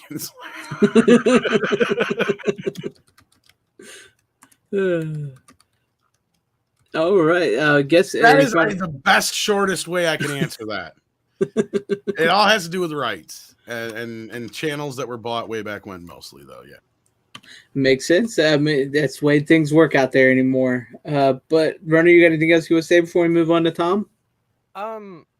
Nothing much else. I mean, was there any extras on it besides the movies, or is it just the movies? I don't remember. There's not a whole read lot. The back they even of have the an case. audio commentary, at least. Usually they do a commentary. No, like I'm looking at the back of the case right now. It only tells you what each special's about. They might not.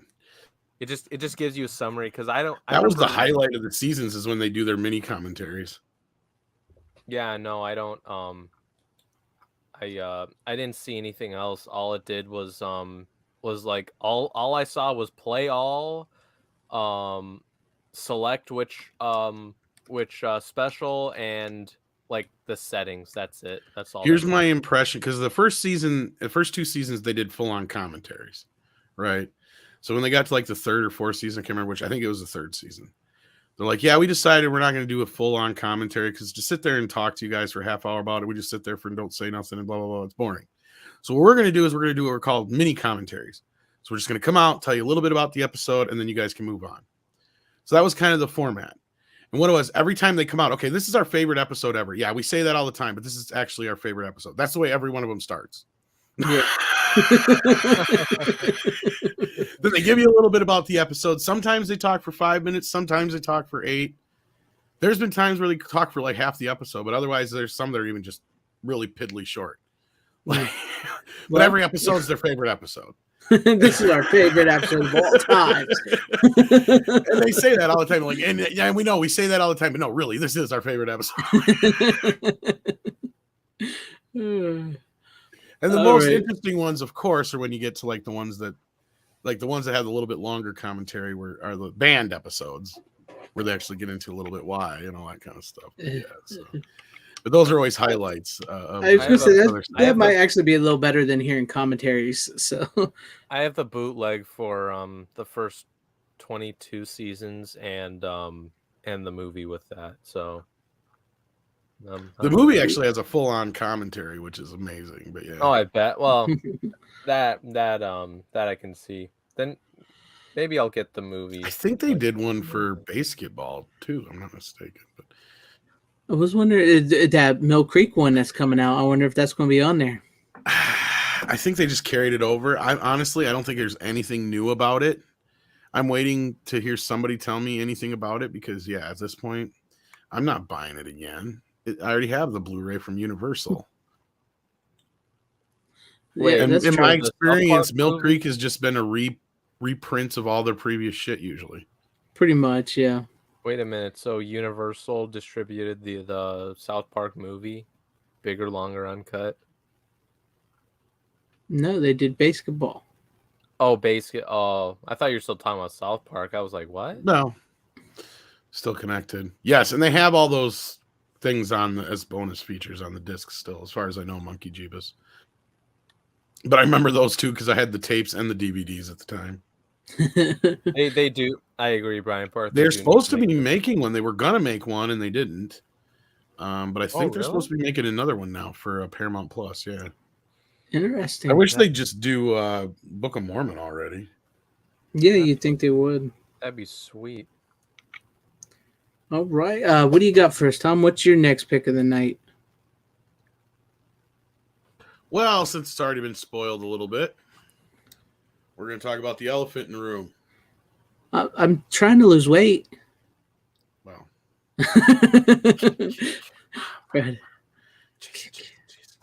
His name was Jason. You weren't paying any attention. And today is his birthday. I guess there's a bunch of controversy on it being super dark. True. It looks fine to me. The movie's always been dark. Like I don't understand what people are griping about. I really don't.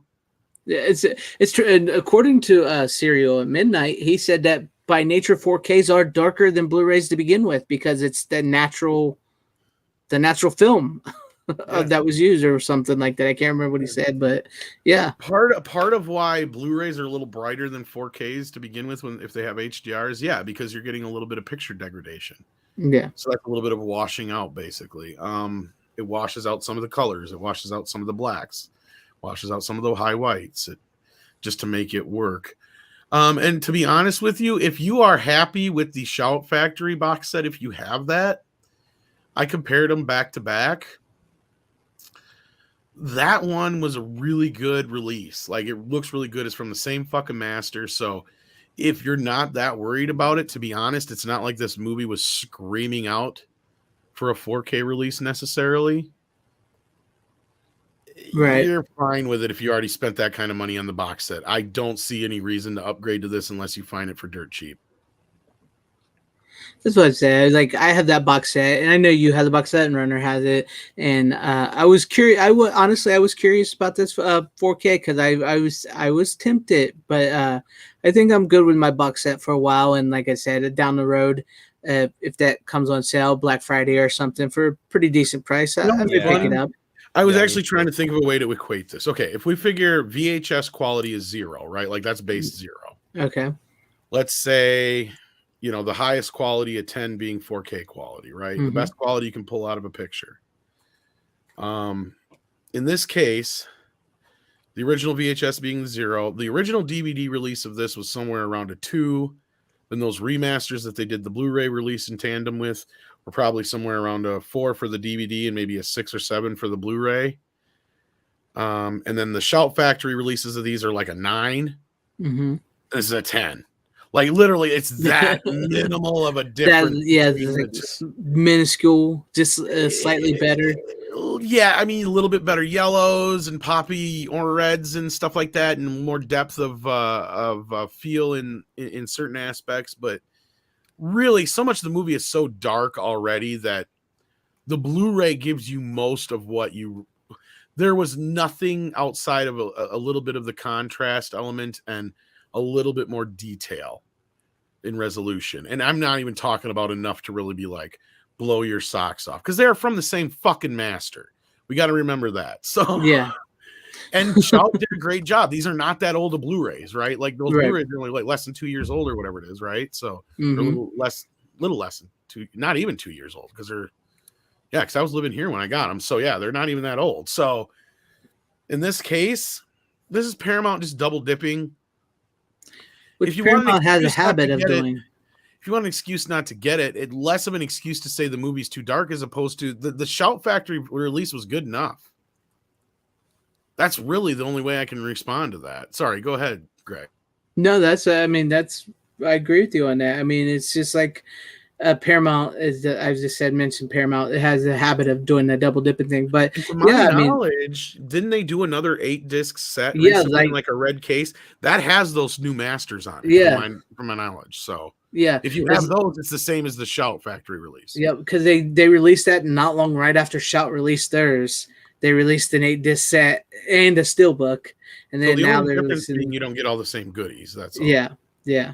But I mean, like I said, I'm pretty content with my Shout Factory set, but I am tempted to pick up the 4K, and that was something I think I may do down the line. Honestly, I really may do down the line. But at the moment, yeah, and I know people's complaining about the dark, but like listening to you, and I take your word pretty good on movies. It's fine. It sounds fine to me. So. And actually, I would say this is a very good 4K master. Like, I know it comes from the original negative because of the Shout Factory release. Yeah. And I'm curious if they didn't even redo some of the opticals and stuff, because I swear I don't see any degradation in the scenes with some of the opticals and stuff when they go between transitions and stuff. So I'm saying it's mostly either, if not really close to first generation in those things, to where it was a pretty even picture throughout. I was very impressed with it overall. Like, I'm not going to say it's a bad 4K Blu-ray. It's just not worth $20. Yeah, they bring the price point down a bit on this, considering. Yeah, I bet you know what? I bet that goes on sale pretty quick, to be honest with you. Especially after, maybe, you never know, that might even go on sale pretty quick near the middle of October, especially with all the other releases coming out and everything, and then Halloween coming close, so they might even give a quick sale there. But yeah, I would expect that to go down a little bit in price. But yeah, I'll check it out eventually. But like I said, I'm pretty set right now. So, but I'm glad to know that it's not as bad as people are saying. No, and I'm sure the second film will look much better because it was a little bit more money spent on the second film. A little bit better. Yeah, it's a little brighter in certain areas and stuff. They had more lights and stuff to work with and whatnot. So I do remember overall the second film always looking much better than the first one did. Yeah. This movie has always been a murky, dark movie, right? Yeah. Like, honestly, if you'd have told me it was shot on 16 millimeter, I'd have believed you. Yeah, it does have that, like, sort of that feel, doesn't it? Doesn't it? Like, yeah. It feels like a 16 millimeter, like, grind type movie. So yeah, I would believe that. I mean, and let's be honest, that's probably the best of that movie you'll ever definitely get. The best. So yeah. The only thing I'll warn anybody on is, as far as I can tell, I didn't watch the theatrical cut, but I'm assuming it's the same on both, because it does have both the theatrical and the unrated cut. It does not have the mono track to it. So if you're a purist, unlike the Shout Factory release, this Paramount one does only have the DTS 5.1 surround sound mix, not the original mono mix. So keep that in mind. There you go. Some people I know are very worried about that. So that's understandable. I know how some, especially people, like you said, purists who really want that, like the original and all that. So yeah, that there you guys go on that. But any words, Runner? Did we lose Runner? No, I'm listening. Is my. Actually, I could probably do that better than that. Watch this. Yeah, you got the soundboard. Crank this up a bit. Blast that mother. How was that? No, too bad. It was good. But Too far in between, or do I need to crank it down a bit? I can't hear. try it again. You're muted. First of all, my voice thing wasn't on. Too far. Okay. A little bit less. That's good. It's not bad. That's better. Yeah, that was good. That was a good one. That's better. I like Yeah, that was good. That was good. But of course, I mean, before we move on, if we're talking Jason here, you know what I gotta play.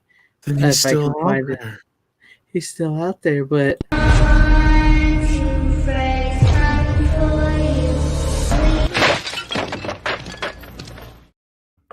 I knew you were gonna play that clip. I gotta play Jason. It's like my only Jason clip I got at the moment. So I should let you. You should let me re-edit that so I can change the sound to make it just a little bit to where Yeah, it to sounds make like it- actually part of it. yeah, I should. I just threw it together real quick one day because I The thought trick it was is pretty this: funny. you take a few seconds of the audio after he kicks the radio, where there's nothing but background noise. You loop that. Oh You yeah, play that over top of that, so it doesn't sound like there's any break in the audio. That's there the you trick. go. There you go. Yeah, That's why they record 15 seconds to 30 seconds of background noise whenever you do any recording. It's a good idea. It that's. always helps with editing. I just threw that together one day. You won't notice a dropout then. Yeah, That's there- a trick. I'll send it to you, and you'll send me the fuck your Best Buy for runners. So, Fuck your Best Buy. I already do that one anyway. yeah, but that was pretty good. We That was, did that when we were sitting here at the beginning of that one show. that was. It still plays, go. Those still plays. It does. But yeah, So, that's not good. much else to say about that. I mean, I like the cover, but from what I can gather, we're only going to get the first 3 or 4 or whatever, first 2 maybe at the best in 4K anyhow. So Yeah, and like you said, that's the only ones they really scanned in 4K. I think was the first 4. Which I would like the part 6 in 4K scan, maybe. I'm surprised they didn't do 6 and 7. Yeah, I'm surprised because 6 is like the most popular of the 6 franchise. and 7 are both, yeah, depending on who you ask. But as far as video sales, I think it's 7. But 6, I think, made the most box office wise. I think it was. Yeah. But that is good, and I guess I'll move on to mine. It's another little you can gripe about as well. I will admit that I did not get a chance to watch this all the way through because I just didn't have time. But I've seen this movie multiple times. But I got the fog, so does this one? Can you get rid of that? Do you need a pill or? I don't know, but it's just real bad. I know. Is that any worse than the swamp ass? It's a little misty, but not too much. When I fart, a fog comes out. But yeah, this is the same studio canal as the ones that were already released on 4K a while back. It just got the new Dolby Atmos, and it's got the original. Speaking of, like you mentioned, it's got the new restored original mono track. So that's like the 2 newest things, but it's the studio canal 4K transfer. So it looked good. It looked fine.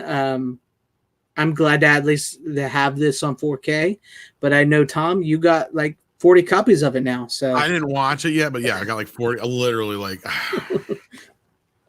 actually, I don't know if I got more copies of Friday the 13th or Fog, to be honest with you. I got 3 copies. So I've got, honestly, I was going to one bring up all my Blu-ray. Friday the 13th, but I didn't have enough room for my table here. I've got the original DVD release.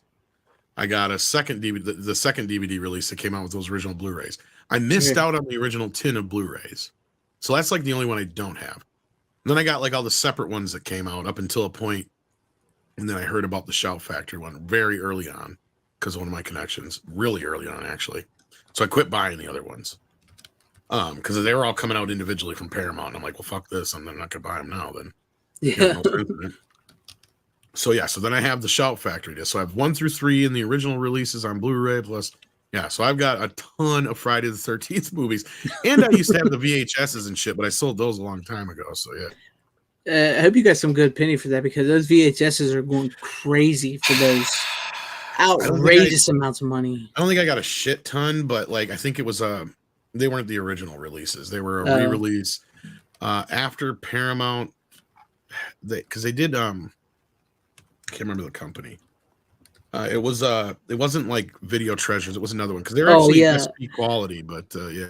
I know what you're talking about because I seen somebody selling. Somebody had a stack of both the original and the ones you're talking about, which I can't remember the name of them. And he sold them both those pretty good amount of money for both those. But of course, complete reproductions of the originals outside of the logo of the other company was on the tapes.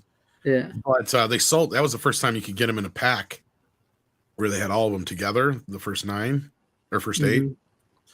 It was funny because it all came in a big, just plastic wrap together, all of them. It was all of them just plastic wrapped in one big chunk. No box, nothing. Here you go. Yeah, I mean, of course, they were all plastic wrapped underneath too, but like it was just weird. It was just like I remember when it showed up in the mail. I'm like, what the fuck is this?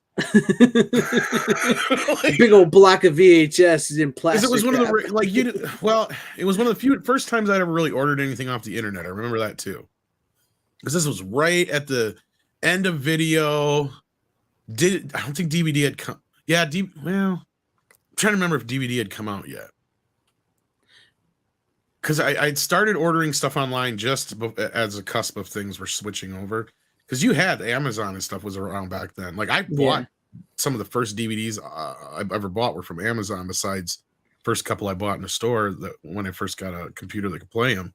And that's where I ordered stuff. And it was cool because back then, sometimes we get the fuckers earlier than like way earlier than Tuesday. Oh yeah. Like, I remember getting Jaws like the previous Friday from the Tuesday it was supposed to come out. And I'm like, no shit. Like, I know what I'm doing this weekend. Like, Spaceballs, the original release, I remember getting that, and Dogma on the same day. Yeah, like I remember getting Amazon shit way back, man. So we're talking 99, 98. But even before that, I was ordering videos and stuff off of their eBay. And I think I ordered it off of Amazon. But yeah, it was the first time you could buy all the 8 movies. I keep saying 9, but 8. Yeah. Maybe Jason Goes to Hell did come with it. I think Jason was, because I swear I had the tape, but I think that was the only the theatrical version, and then I had to go buy the unrated version separately. I remember right. I remember having the VHS of Jason Goes to Hell, but I don't remember how I got it. But yeah, it could have been. I remember having both copies because I remember having the unrated cut already, and then that version came with that. And then I also had, because I already had like part 6 in that one, I think already, and 4 maybe. Right. But then, and those were just older tapes. Because there was like, did they do a Video Treasures version of those? Because I swear I might have had one. But I might be wrong. I think there's, I know what you're talking about because I've seen these VHS tapes, the original and then the brand you're talking about, but I don't think it was Video Treasures. I cannot remember the name of it. Maybe they did an EP version plus then they finally did an SP version or whatever, but because that was what I remember it being a big deal because it was the first time we could get the SP versions of them in forever. Because like that was the whole thing is when we were kids, instead of waiting for 4Ks, it was like, yeah, you get all these video companies that would bring out all your favorite horror movies, but there was an SLP mode. Yeah. So they looked like they were filmed on a potato. And like, oh man, you could never track the bastards either. You spent most of the movie just sitting there fucking with the tracking until automated tracking. And then when automated tracking come out, that's all it would do is sit through the whole movie and automated track the whole fucking movie. It's just track. Gateway.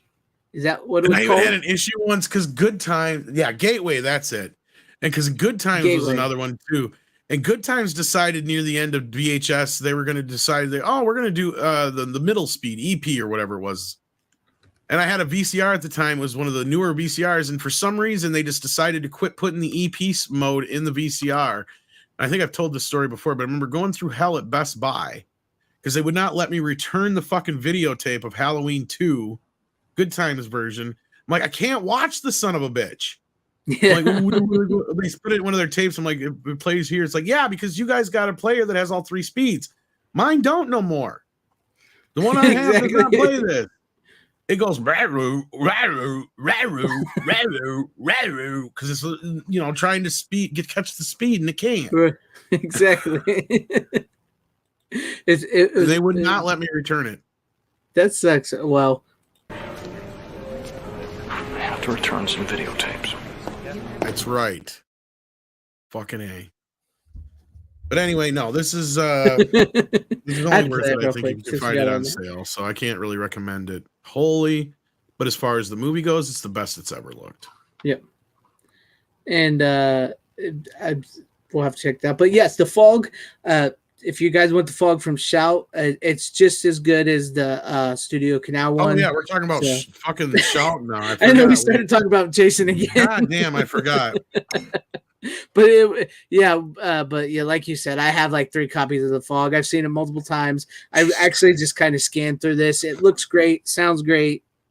It's good. So yeah, I remember it's from the original negative. So yeah, so the only, like you said, I wonder if the Dolby Atmos is really that big of an upgrade or not. But I'll have to check that out. I haven't got a chance to yet.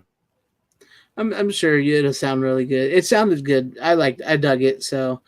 What I saw, I'm going to sit down and really, really watch it here in the next couple of days. But I kind of just scanned through it because I needed a pick tonight. I used to have that one, Tim Hayes, the one with the green cover, but I don't know what I think I sold it when I got the Blu-ray. The Fog we're talking about. The Fog one. Yeah, I have that DVD. I think I might have that DVD still because I had the Fog DVD and I have another Shout Blu-ray that came with The Howling. And then I have this one. Jesus. Yeah. Got as many as I do. Are they going to do a 4K transfer for Vampires? I hope so. That'd be great because I watched that recently because it was on Netflix, and I'm like, I'll watch it because Angela Straven recommended that one. Well, what did it say that? Because that one they released wasn't that long ago. No, it wasn't that long. Oh, the Blu-ray. That's probably one of the last great Carpenter flicks that he made. That was a really fucking good movie. It is good. It doesn't say it's from a new scan, so they haven't done one yet that I know of. And Terry Silver is a vampire. Come on, man. That's true. I forgot he's in that fucking movie. That's good. The Vampires. I think I'm gonna have to. I haven't been a while since I watched it. I'm gonna have to watch that for October this year when I start my good scary. Not that I don't watch scary movies throughout the year as is, but October I like to really crank them out. I was gonna say I still watch horror movies either way, but like October, that's where you gotta like. Ghost of Mars can go fuck itself. That's all I gotta say about that. Was it really that bad? Yeah. Have a good one, Tommy. Thank you for being here, man. Yeah, it's I got that when it first came out, and I wish I hadn't. I was a blind buy. Yeah, I don't know what happened in that one with Carpenter. I think maybe I'm like John Carpenter, Ice stuff. Cube. This has got to be cool. Yeah. These fuckers don't know what they're talking about. Critics, fuck them. Boy, was I wrong. This is the definition of fucking phoning it in. Yeah, it was. Yeah, I don't even think John phoned it in. He sent it pigeon. Like, just get up there, say some words, and do something over there. Film something. I don't give a fuck. By that point, he was ready just to do his music. You've seen Jay and Silent Bob Strike Back, right? Yeah. Both of y'all. You know that scene when they're doing Good Will Hunting 2 hunting season? They're like, Gus, direction. Like, shh, counting. Where's that counting money? Yeah. That was Carpenter at this movie. He's like, he went, cashed his check, and every time like, John, what's counting? Just go over there. Say something.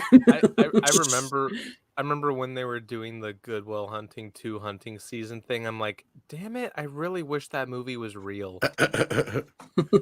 I legit wish. What do you get when you get applesauce, bitch? Applesauce, bitch. Oh man. That was so good. Back when Kevin Smith was funny. Yeah, no, not so Y'all much. hear what he did in Clerks 3? I saw that, and saw that kind of pisses me off because I was. I can't believe more people aren't bitching about this. I'll How is be this? honest, it sounds stupid, doesn't I it? think nobody's going to see the movie. That's why. That's true. Are you talking about 'Cause the thing?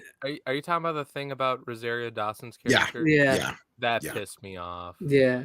Yeah, talk about pissing. Yeah, that was That to was me. Yeah, because be honest, I like Clerks 2, and I thought that was a pretty good ending, and I did the way they ended with She's a them great and character. all that. I And then they love go and do that shit. I don't want to Not spoil only it for that, it's more anybody, of an but insult of what they also do to another character at the same time with it, right? Like, Right. it's, and the whole reason for it is just redonkulous. it is. It is just redonkulous, and it's stupid because she's in the fucking movie still. I know it's so It's stupid. not like there's an excuse for it, right? Like, I could see if like Rosario just decided she can't, she's not going to do this. It's going to cost too much money. It's conflicting with Ahsoka. I would have accepted any of those fucking excuses for this to happen. But then they go and still have her in the movie. She's still in the fucking movie, though. Yeah, you still go through with this stupid asinine idea. Because I will be honest with you, I was seeing them trailers and I was like, I want to see this now. And then I start seeing the reviews and stuff and all that, and I'm like, I'm glad I'm dodging a bullet. From what I've heard, is the best of it's in the trailers, basically. Yeah, that's what I'm coming to hear as well. I hate I hate it because Clerks was one of those seminal movies for me. Mm-hmm. And it's almost poignant how the third film wound up being. And if I ever do sit down and watch it, it'll almost be schadenfreude to see how bad it really is. But it's almost like bittersweet in a way because it's like just all the asinine bullshit around it and the personal shit between him and I. Like, that's the weird thing. Like, he made it personal. That's the fucked up part. Yeah. Like, he's never said anything directly to me, but the motherfucker went out of his way to block me on not only on Twitter, but on YouTube. On fucking YouTube. Yeah, that's crazy. Oh my god. That's insane. And just the fact that he tried using Yellow Flash to kind of try and sell his shit, and he still hasn't fucking said any apologies to Clownfish, but yet he can joke about it in his podcast. Yeah. Which is Fuck ridiculous. you, dude. Yeah. Like, seriously. You know, that's some low shit. It sucks because I met Jason Mewes at Fan Expo and he was cool. Yeah, and I heard that, I was wearing my Cobra Kai jacket on, and he was like, "Let's do the crank kick for the picture thing." Like he. You know like, what's fucked up is if I would have went out to that last meetup, I probably would have got to hang out with them guys because Ords and them guys were hanging out with them and shit. Yeah, I know. Yeah. I wanted to meet the Clerks guys too, like Dante and. It would have been awkward as fuck for me though, because I also exactly. If I was gonna attempt to go, if we tried, and this is Kevin Smith, it didn't happen, and Kevin Smith was hiding when doing autographs. That's what I heard. Well, and here's the thing: we tried through channels to get a hold of him to try and maybe work out some kind of bridge to, because the plan was if he would talk to me, then I would go, and then maybe we could work out some kind of deal where he just give me a few minutes to talk to him. We'd explain to him, look, this is why fans are pissed. All you got to do is this, and you'll win a lot of fans back. Right. So we were going to try and entice him into a conversation and maybe filming something just kind of like to, bury the hatchet and maybe get him to understand why fans are upset, give him the opportunity to apologize because he's a humble enough guy in the past. He has. Mm-hmm. Yeah. And if that's the case, and then, I could be like, all right, I'll give Clerks 3 a try now and whatever, blah, blah, blah. But yeah, over that's what he blocked me over. I really hope something like that would have happened because I remember seeing the trailer. I heard a couple people sent him that link, the video of me doing that. Oh, really? Oh, but and the fact of how many people were watching. I remember because he may or may not have even seen it not too long after it happened. But yeah. No, because I'll be honest with you, I wanted to have some type of excuse to at least check out Clerks 3, but I'm friends with friends of his too. That's the fucking weird thing. Like, I know so many people that know him. It's fucked up. And I'm not just talking about like Chris Gore and shit. Like, right. I know like I'm not going to say their names, but there's people I'm friends with on Facebook and stuff that are personal friends with him and shit. But I've heard from a lot of people he's not the same guy he was before the heart attack. I've heard that from so many people now. That he's changed. It did seem like he made a big change, and it's not really quite for the best. I mean, plus, like, the more I think about it, Clerks 3 to me just sounds like it gives me Jay and Silent Bob reboot vibes, and I was a little like, I didn't hate the movie overall, but I was a little underwhelmed around the end.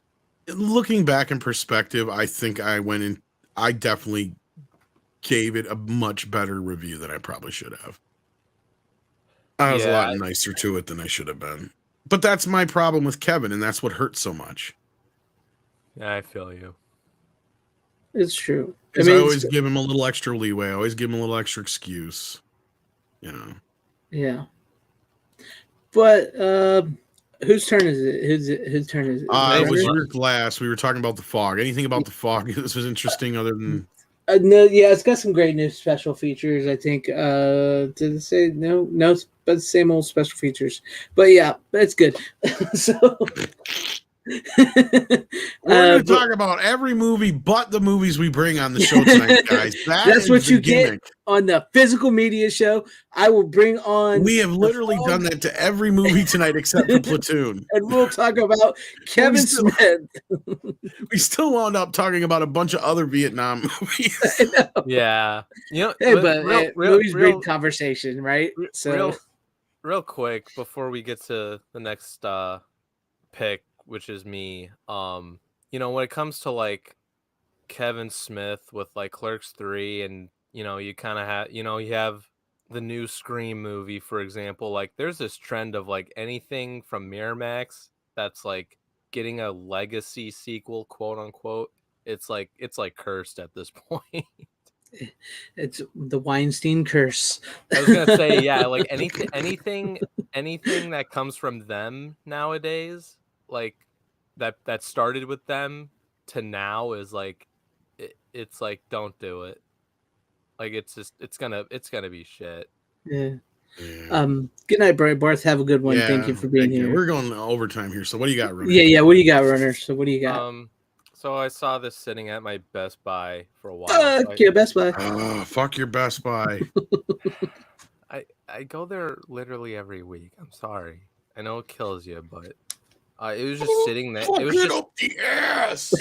It was sitting there. I'll take it and I'll shove that thing so far up your fucking Best Buy's ass. And it was it's a Scream Factory release Blu-ray.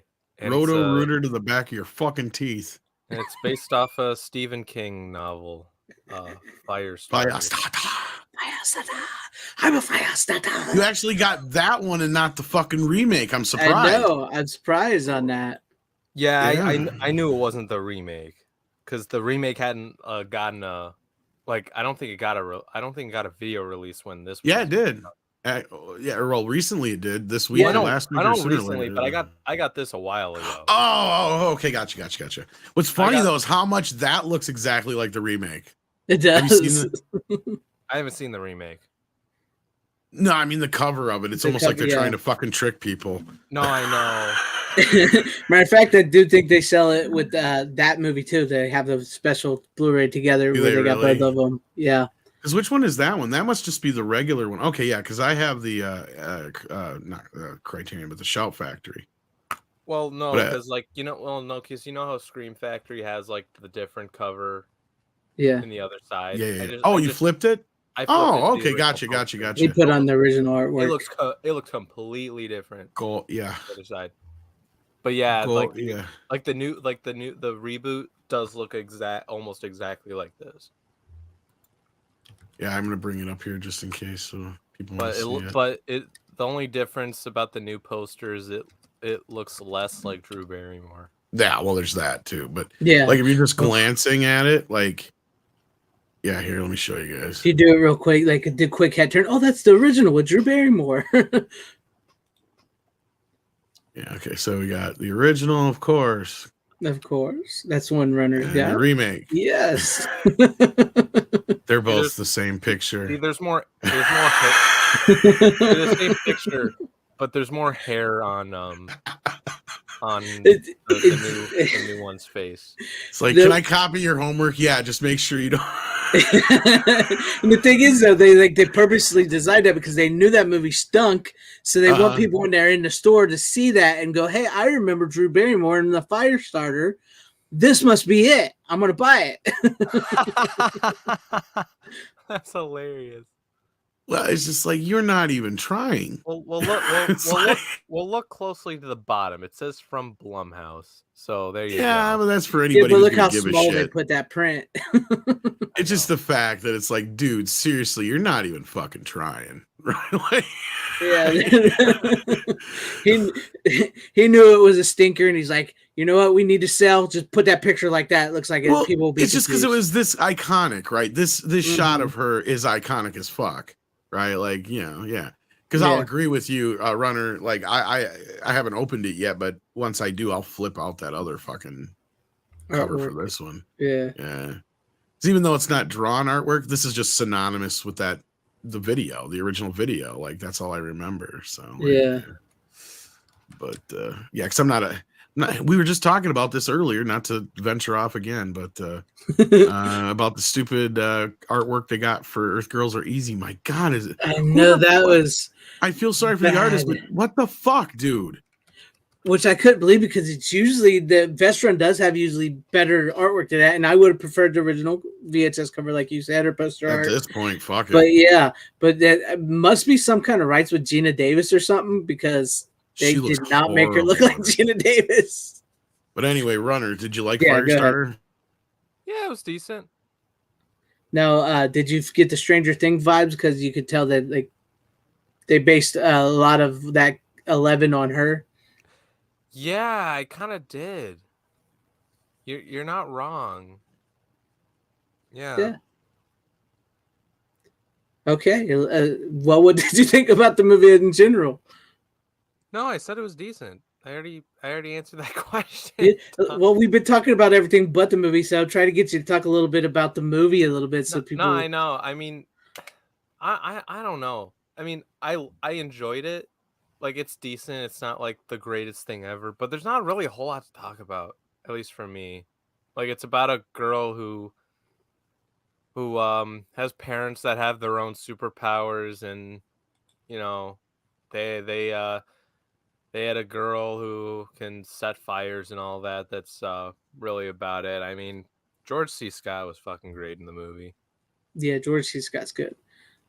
Tyrell 72, Tangerine Dream. I miss him, guys. But go on, Winner. I was gonna say, like, he does a good job, like, trying to, like, show you, like, he tries to pretend to play the good guy, but really he's not good at all. Like, I think he does a good job pulling that off. Yeah, George C. Scott was always a great actor.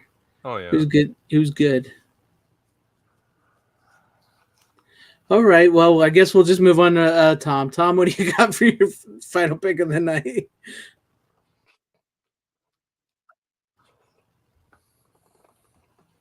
All right. Well, wait a minute. All right. I stepped away for 2 seconds. I was trying to get Runner to elaborate on Firestarter, but yeah. No, yeah. I said there really wasn't a whole lot to say. I saw it recently for the first time. I know, it's funny. We sit here and we yak about 100 other things, and this was like, how was the movie? It was good. Yeah, it was all right. But what do you got for us, Tom? For your I'm sorry. There really isn't a whole lot to say. I remember it being one of the more one of the better earlier Stephen King films, I guess. Yeah, one of the better ones. Yeah. No, all right. Well, this is the big haul. All right. To boldly give. As we know, finally got this bastard. All it was kind of crushed in the mail. But oh, that sucks. This is. I don't know where I'm going to put this on my fucking shelf. That comes off like that, and then you got a book kind of thing, like a folder, more or less. Oh, it's just a back thing I just put in there. Anyway. And it's got this thing here, and then there's a book in here, a poster, stickers, cards, whole 9 yards. And this is the part I don't like. Oh, the fold out. Oh. No. Yeah. Not Very a fan. familiar. But other than that, is it worth the big bucks? I guess it depends on how much you like the TV version. Really, I mean, that's what it boils down to. Because, I mean, let's be real, the director's edition does a pretty good job of incorporating a lot of that stuff already with much better special effects, sound, and all that business. But for completion, it's nice to have here. They also have the unfinished scaffolding scene added in there as an extra, but they did finish the scene overall for the viewing version. The sound is only 2.0 stereo, but as I said earlier, on 4K for you, it's probably one of the better 2.0 surround sound tracks I've heard in a while. Yeah, the cardboard is not the sturdiest. Now, I've heard the UK versions are sturdier, but not only that, I've yet to have this confirmed, but if you're freaked out because you didn't get this version, because unfortunately the only way you can get the TV version is in this edition, to my knowledge. And but I heard that the UK might have it in a standalone edition that's not the swag version. So until I have that confirmed, I can't say that for sure. But if that's the case, some people might be able to pick it up for much cheaper and not have to worry about the other. Yeah, that's what I was curious about, if that was going to come true, like you mentioned earlier. Because like when I did go to my Best Buy, they had all the Star Treks except that first movie. They didn't have the first. Same for me. So, and they definitely didn't have that big box set you had. So you got, I guess you would say you got one of the lucky ones, even though it's kind of awkward to put up on your shelf somewhere. I don't know what I'm going to do because, frankly, yeah, it does not fit on a shelf. I could make another cover for it, but then I don't have a slipcase that kind of matches the next couple movies I'm going to show. But overall, like, yeah, it's a great edition of the film. I couldn't recommend it enough for Trek fans, but if you haven't got your hands on it already, chances are you're not going to. Yeah. Although Runner said he saw some at his Best Buy or something like that. Or you didn't see it. It was on the site. Never mind, you said that, yeah. Yeah, it's on the site. I didn't see any at the Best Buy because, like, I don't know where you'd even put that in the store.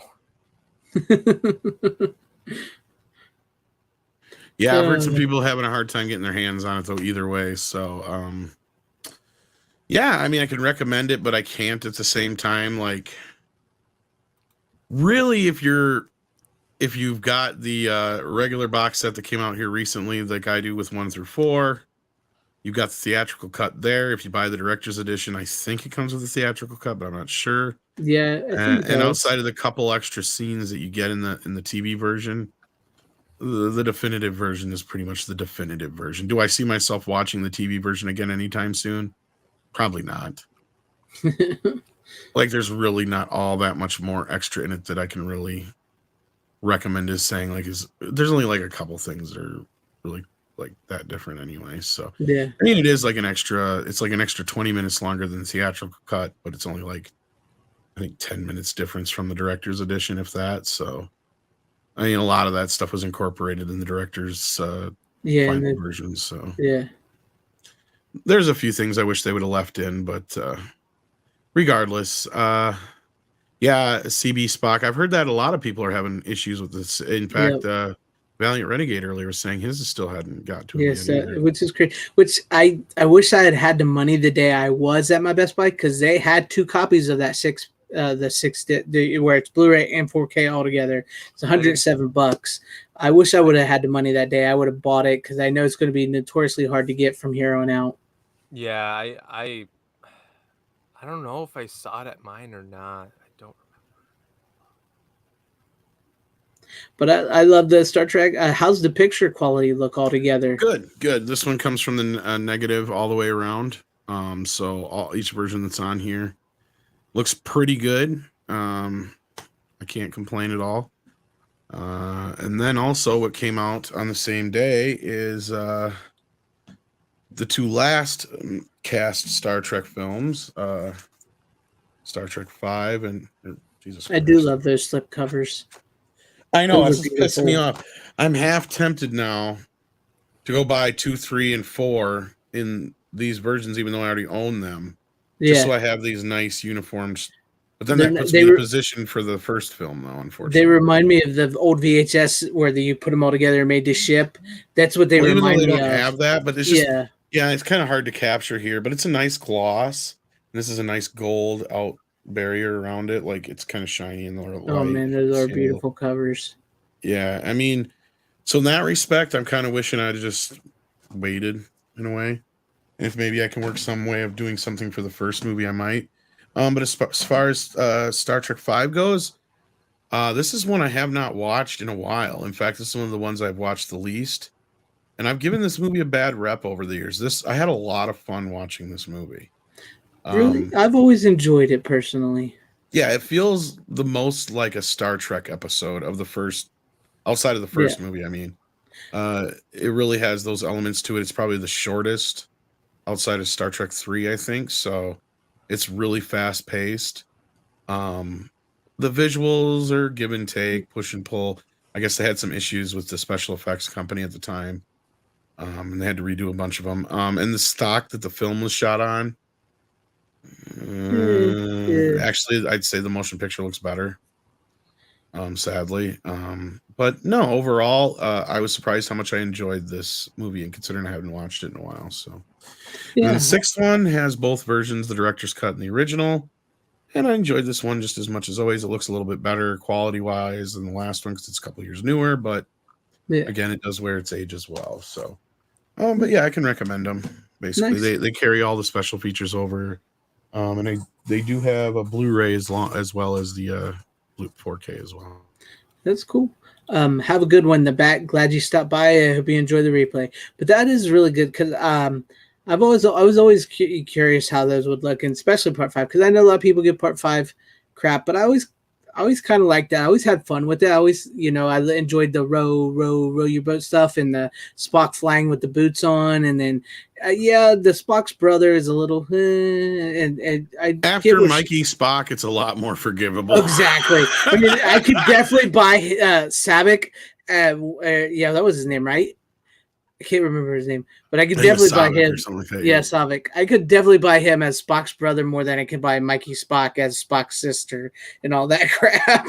So, but it works out great, and I definitely think Shatner was trying with something. I think maybe with a more of a budget, because they said his budget was cut and everything, like you said, and all that, and a little more time. It might have been a little better. Cybok. That's it. That's what his name. Cybok. Yeah. Yes, I watched it like 3 or 4 days ago. I couldn't remember. I'm sorry. But I always enjoyed it. I always thought it was fun. I did enjoy the scenes where what is it that he does to him, where he takes Bones back to when his dad's dying and stuff, and where he makes a lot of that stuff I just didn't quite like when I was younger, I guess, and the God thing didn't quite click with me the way it did this time. I don't know. Maybe there it's was age and time and everything. Maybe. Right? And I picked up on things this time around that I didn't really pick up the last, because you're right. I would have been that much. It's probably been a good 10 years. I don't even know if I ever watched it on Blu-ray. I know I never had the DVD. Yeah. Because I stopped buying the DVDs at 4. And then when the Blu-ray set came out, I bought that. Because all I had was scattered ones after that. I had the Generation movies and I think 6. I think I skipped over 5 on DVD if I'm not mistaken. And anyway, no, I did get 5 and 6. Is this the director's cut of 5 too on there? There is no director's cut of 5. There's no, only 6 has one. I thought there isn't there the DVD, the one DVD that has different scenes in the movie. Because I remember I think you're thinking of 6. Well, I remember when they find the guy, the thing that's entity that's supposed to be God, but it's more or less like the devil. And he's I go by many names or something. Does they say that in that? I mean, he's not the devil, but he's scenes, but I don't think they have similar scenes to that in the movie. But there's a rock scene and stuff like that were cut out. But because I remember alternate takes or something in that one. That could be my Mandela effect from TV or something. Maybe. But this one has both versions on it because most people prefer the director's cut of this because it actually has the Scooby-Doo ending on the director's cut. Oh yeah, because this one is the one, I don't know if you remember, is where Shatner gets set up with the and Klingons. a bird of prey that can fire while it's cloaked. With Christopher Plummer. Yep. Yeah. And it turns out at the end, the one guy who's dressed as a Klingon isn't a Klingon. So there was that part of it. And there's a few other things that are added to this version. But no, of course, I love all 6 of the Star Trek movies. And I probably have much more affinity for them now than I used to be honest with you. Considering. But no, I can't recommend them enough. Sorry for those who haven't got their hands on the other a special version of the first film. But Paramount, to be honest with you, they're dickholes about how they release these. I'll be honest with you. This is the dumbest fucking thing I've ever seen in my life. Paramount, that's the way they've been releasing things, man. Honestly, I'd give them like $20 to just send me the covers, just the covers of the. Yeah, because the covers are really beautiful, and I really do feel bad for people. So I don't have to rebuy other movies again. Yeah, exactly. Yeah. It's like. And I'm half tempted to see what one of the resale shops might give me, but I know now they won't give me diddly for it, probably. Yeah. I should have done it way back when I knew this about for a while, but a lot of those guys are just as hip to this shit as I am, so whatever. Yeah. But because the one place I go to, they're pretty smart about how I can tell they're nerds because of the way how the prices are. Yeah, they know what to charge. Exactly. Yeah. But that's pretty interesting because, like I said, I have been wanting to get those for a long time. But it's been with everything that's coming out. It's just like it's killing me. It's my wallet is like I need to breathe. Please stop, because there's so many great titles. To be honest, I think that these will be around for Christmas anyway. Yeah, so that's I'm thinking about asking. For Christmas, usually I ask somebody for one big box set, and I usually get that. So I may make as long as it's still available, may make that one. 3 sell out for some reason at a few places. Really? 3 is selling out. I don't know why. Maybe people are a little more appreciative, like part 5. Maybe they're a little more appreciative of it now, or something. Maybe I think Paramount made less of them. That's why. Maybe that could be something. But 4 and 5, but 5 and 6 seem to be pretty well in stock everywhere. Didn't you say you saw them at your Best Buy runner, or was? I saw them at mine. All but the first movie was there. Oh, the first movie was gone, and then the rest were all there. Are you talking about all the movies like individually? Yeah. Yes, except for the first one. Yeah. All right. So yeah, same as Greg. You see, Greg, we have something in common about our Best Buys. Yeah. Yeah, and I bet still fuck yours. These will be able to pick up on Black Friday. I bet cheap. Yeah. I have a feeling. So I'll probably do that. But that is a good set. It's glad to know that's good. See, like I know people. Sometimes I get it. Afraid to say it, but I've always enjoyed part 5. I really have. So I like it a lot better than I ever did before. Yeah, I mean, it's not definitely not the best of the movies, and I do think Shatner gets a little unfairly treated with it, but I don't mind it. I don't mind it at all. So yes and no. Like half of the movie is a Shatner wet dream. That's why I think people kind of have what they do with it, and I think maybe that was my thing with it at first too, is like, oh, he's just indulging in things that he loves, like rock climbing and horseback riding and this and that. I was like, and of course he's the bestest ever, because if there's ever was a Star Trek movie where Kirk was a Mary Sue, it was probably that one. Let's be serious. Well, yeah, he was directing it, and he was going to make sure he had the best. I mean, not only that, he's getting making out with what's her face and Fire. Oh yeah. It's like, come on, dude. You're really overindulging yourself. Like at least with Leonard, like his were so selfless, right? Right. Like, in fact, he's not even barely in part 3. So, true. So in that respect, I mean, he was very it wasn't like the whole, and even in part 4, yeah, he's the butt of the joke in a lot of the scenes. Yeah. So he allowed himself to be the heel, or whatever you want to call it. Not so much the heel, but the heel of the joke, or whatever you want to call it. The butt of the joke, or the joke. Thank you. Yeah, however you want to put it. But like, so it wasn't like it was like some fantasy thing of like fucking Spock's gonna save the fucking day and be a superhero. No, but Right. like Kurt, sure as shit, as soon as fucking William Shatner gets one, it's like, I'm gonna make him the bestest ever. Not only You is gonna- I have the biggest balls in the universe, I have the biggest dick too. I'm gonna show it off for everybody to see. What does God need with my cock? That's really what the line should be. That's because I got the biggest in the galaxy, and he was jealous. God was jealous of my cock. And he wanted it for himself, and he couldn't have it. I said, no, get away. That's not. So it's not what does he need with a starship. What does he need with my cock? Exactly. You know, like Picard's all like the line is drawn here. I don't even have to draw a line. I just whip it up. Just there you go. There's a line. It's like, oh, you want to mess with me? Zip. I just drew that line with my big dick. You know that episode where I'm carrying around a rock? That ain't a rock.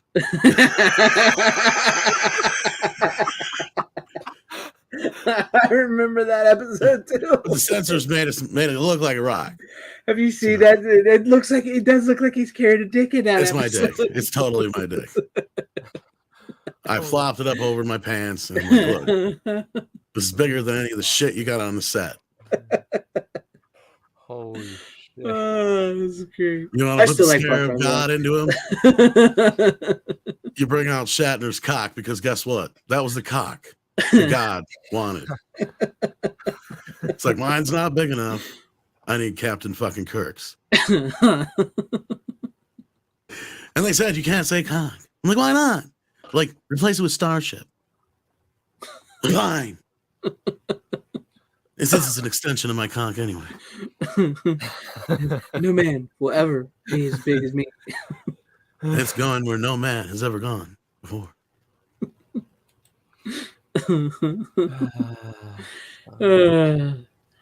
Anyways, anything else I to almost say? thought maybe Spock should be called cock. Then we just put a little wig on my dick. That was only ears. one of my. You ever seen the movie Fanboys?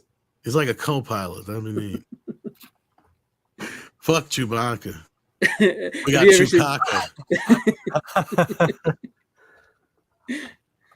Have you ever seen that movie Fanboys, where it's about seeing the episode 1 of Star Wars? No. Absolutely, of course. He's in that movie. It's funny, but they have a great line where he says, "You Kirk loving Spock suckers." Kirk loving Spock suckers. Oh my god, the cock. What do you want with my cock? Is it true you can get anything, William Shatner? Depends on the time of the day. Jerry Ryan's panties. Which color? I think I got a veritable rainbow here. I must go now where no man has gone before. What about Riker's beard? Can you get that? Maybe, but I can't guarantee it'll do for you what it did for him in the show. It's a big brain now too. It's funny. With that, I must bid you adieu. Parting is such sweet star. You gotta first star. You gotta do the Peter Pan thing. First star on the left, and all the way till morning. Something like that. Yeah, and straight on till morning. Straight on till morning, yes. All right. Priceline.com. Priceline.com. Why do you keep saying it? Because they pay me.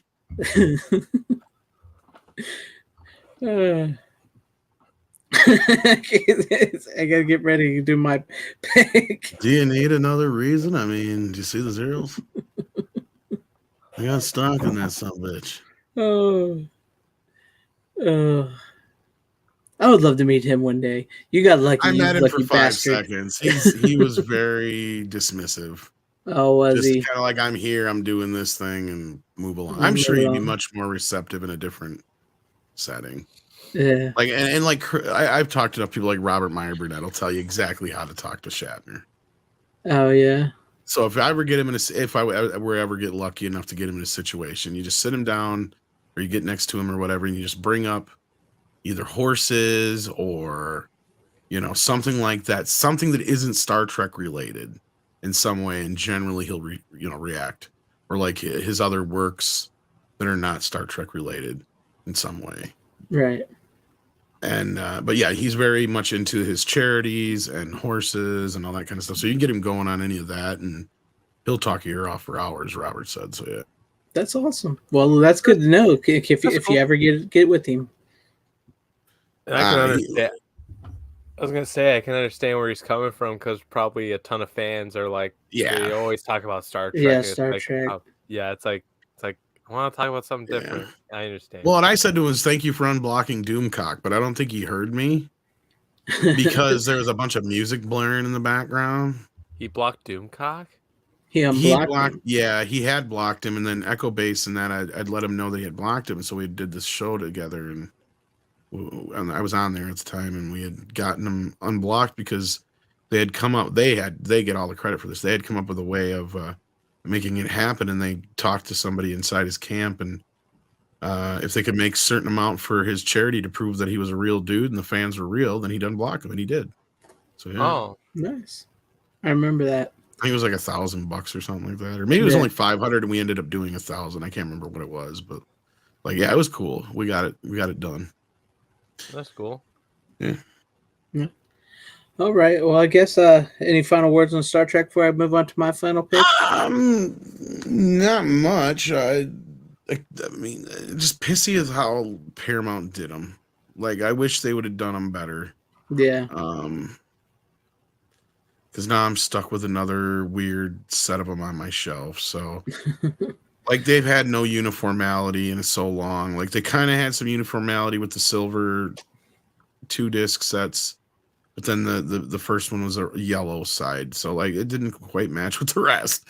And here again, we got another situation where unless you waited and you happen to get these all individually, or you bought the big 6-disc box set, uniformity kind of went out the door. So, right. I mean, I had that piddly fucking 6 or whatever it was, 9 or 10 disc set that had all the movies. Or no, it was 2 separate sets. You had the next gen movies and you had 6 movies. You're right. Yeah. I'm right. I was right to begin with. So I have those 2 sets. So those 2 are kind of uniform, but they're tiny and they're just kind of blah. There's nothing really special about them. So, like, I don't know. It's just kind of nice. It would have been nice to have a nice set of these. And I like the fact that they're the original movie poster art and all that kind of business. So. Yep. That's what I really like about them. They look really neat. But damn, Paramount keeps doing that shit, making people double, triple, quadruple dip. It's crazy. And that's what I think it is. They know that the Trek fans will do something like that. Yeah. Because they know I'm dumb enough to go out and spend $60 just to buy those 3 movies individually. to have them. Just to have them in the cases like that. Yeah. And probably take next to nothing from some trade-in on the other ones. Just to get it off my shelf. To get it out there, yeah. All right. I guess we'll move on to my final pick of the night, which I guarantee most of us won't be talking about. Probably just me. But I have Shivers from Vestron. Well, turn up the heat, dude. Directed by David Cronenberg. I believe this is his first film or near his first film. I didn't even know that was out on fucking Blu-ray. Yeah, it's number 18 of Vestron. So it's have you seen this one? No, but it's one of his I've been wanting to see for a while, and I didn't even know it was out on disc. I watched it. I enjoyed it. It's I would say this was my first watch. I had never seen it before till this. So I would say it's his now, runner, don't get all wet in your pants after I say this. I would say it's his Dawn of the Dead. So okay. Yeah, I know you sleep with your remake copy, so you know what? I haven't talked about that remake in like many fucking months. Oh, it's only $10.99 right now on Amazon. Yeah, it's pretty cheap, and I enjoyed it. It's essentially about this. It's just like apartment condo type building out in the middle of an island in Montreal, and it's got everything inside. It's got a doctor's office, a grocery store, everything, and it's just like this small group of people living there of all types.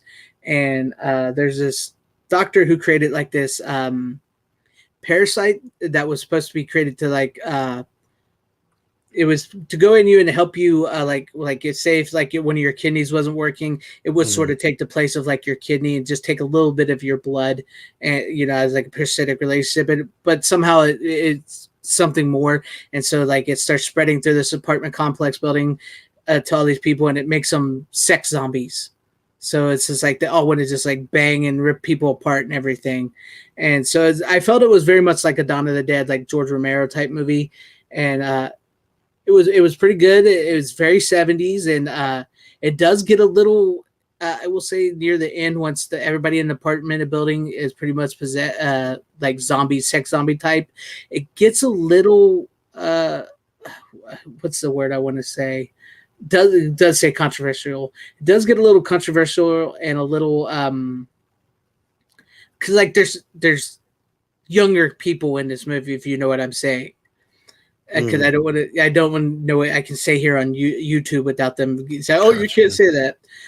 They don't really get into anything nasty with them, but like there is somebody like has 2 kids like on leashes walking them around like dogs, and so it gets a little disturbing. There's a little disturbing at parts, but it's a really, you could see David Cronenberg, man. You knew what he was doing, and it's actually a pretty decent movie, and it's I enjoyed it. I did like it. So, and plus, if you've ever seen Slither, definitely because Slither, James Gunn, he ripped off some of the stuff in this. Like there's even a bathtub scene with a woman that's very similar but not quite the same. So yeah, this was you could tell like that this movie inspired Slither and possibly Night of the Creeps too, which I also know was also another inspiration for Slither. So yeah, it was a decent Cronenberg flick. It made you think, and it was kind of like 70s. He was definitely going for something. So if you've not seen it, I recommend it. If you can handle stuff like this. Because this movie is definitely not for everybody. Yes, and it is sexier, sleazier than Dawn of the Dead. And what I mean by like Dawn of the Dead, it has that feel like, because like Dawn of the Dead is these people trapped in the mall, like the smoke. So it's like I felt like that because it was very claustrophobic with all these people trapped inside of this fancy rich apartment building and just running around naked trying to screw and kill people. So it kind of, felt like sort of Dawn of the Dead in the sense like they were these zombies chasing like the small group of people that was trying to survive these people. So that's what it felt like. That's what I meant by that. But yeah, Cronenberg can be disturbing, and it can get a little like, is he going to go that far with certain people in this building that, So luckily he doesn't go that far, but it does get kind of disturbing. But I actually enjoyed it, so it wasn't too bad.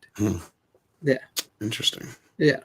So if you can handle movies like that, especially 70s type, dirty grindhouse, like stuff like that, and it does have a lot. It doesn't have as many boobs as I anticipated, but it does have some good boobs in it. So yeah, you hear a movie about sex zombies, and you're thinking, oh well, there's going to be lots of boobs. There's not as many boobs as I thought, but it has its moments of stuff like that. So yeah, interesting.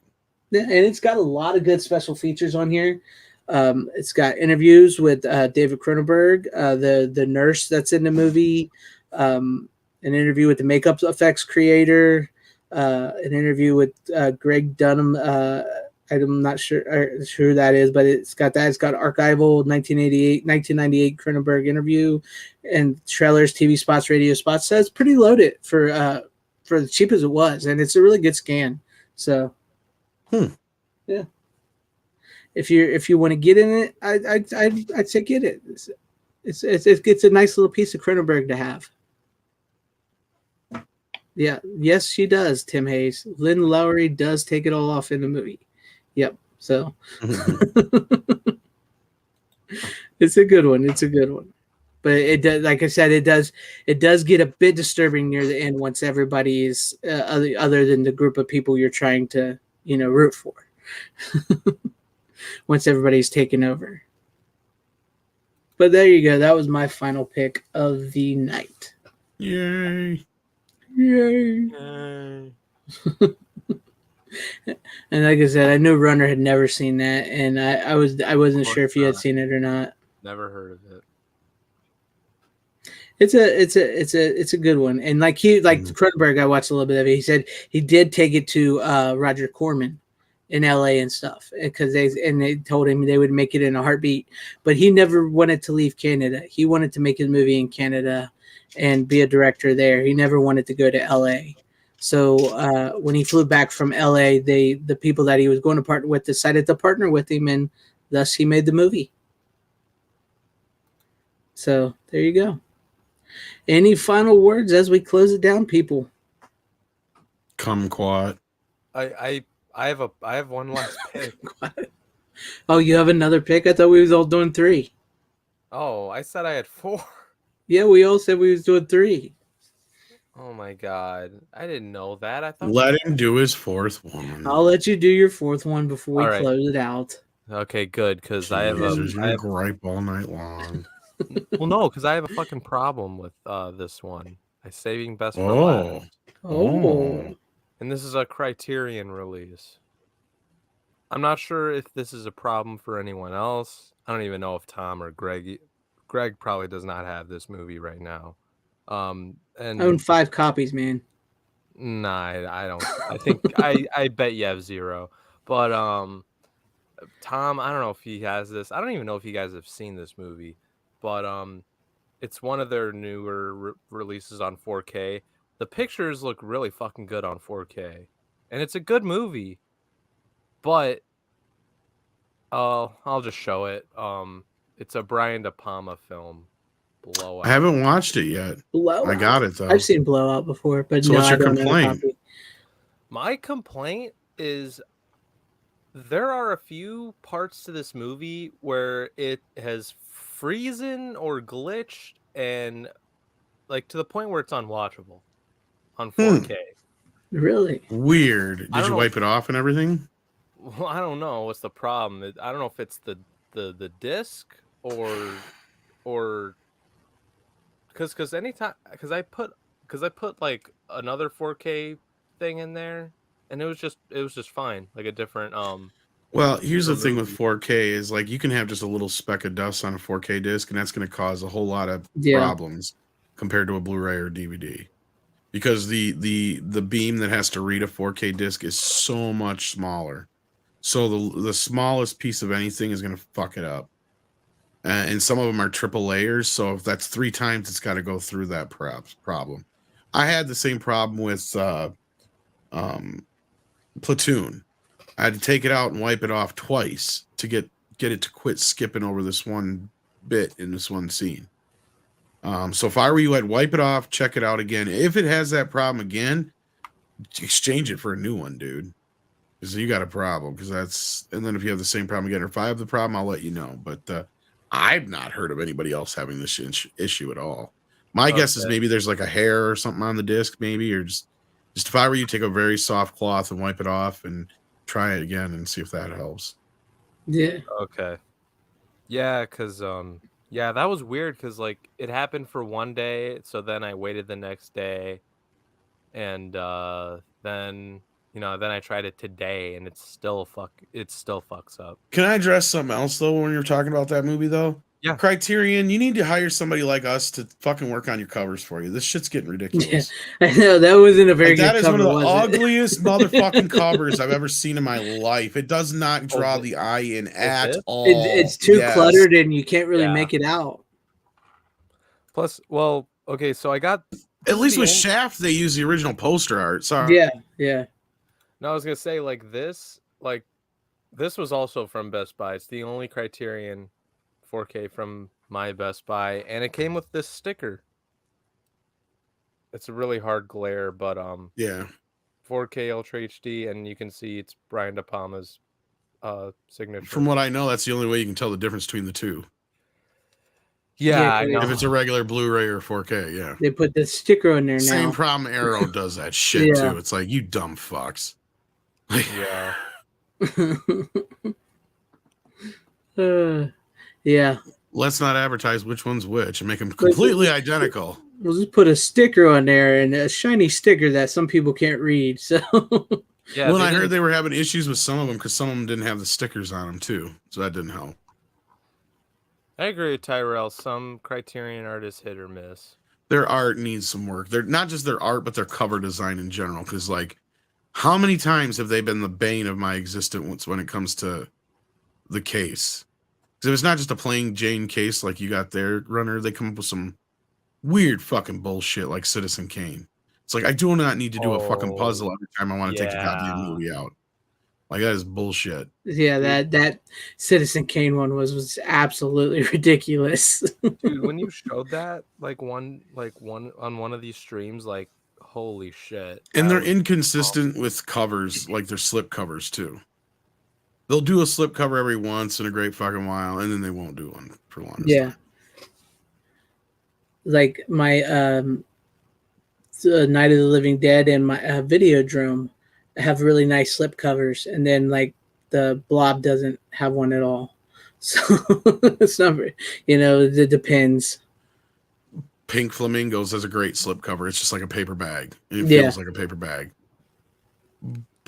Do more shit like that. Like that cover, like the one that Runner showed, that cover wouldn't be so bad if there was something else over top of it, like a slip cover that drew your eye in, or that was like the original poster art or something.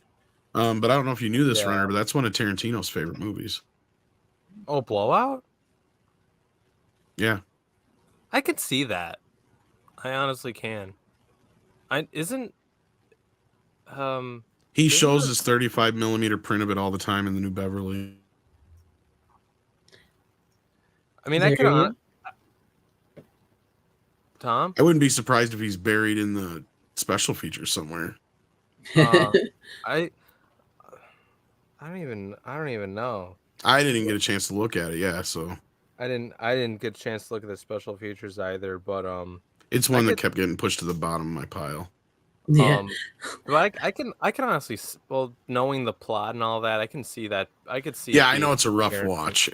Yeah, I've only ever seen it one time, and I didn't care for it. Well, I mean, maybe I like it because of the filmmaking aspect for it, and it's like what they did for sound effects and stuff. Like, I find that to be really cool.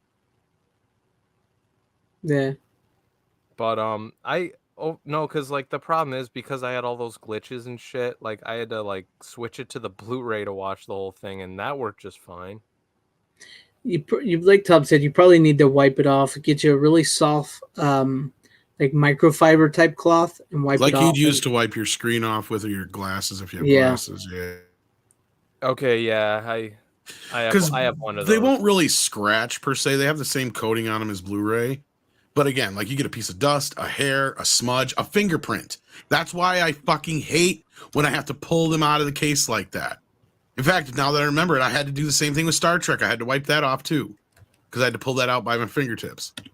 Yeah. Oh yeah, because of the way it unfolded and everything. Yeah, I had to pull it out and fucking wipe it off because it was skipping through a scene. I know. I hate those fold out. I remember it was the worm scene, the wormhole scene.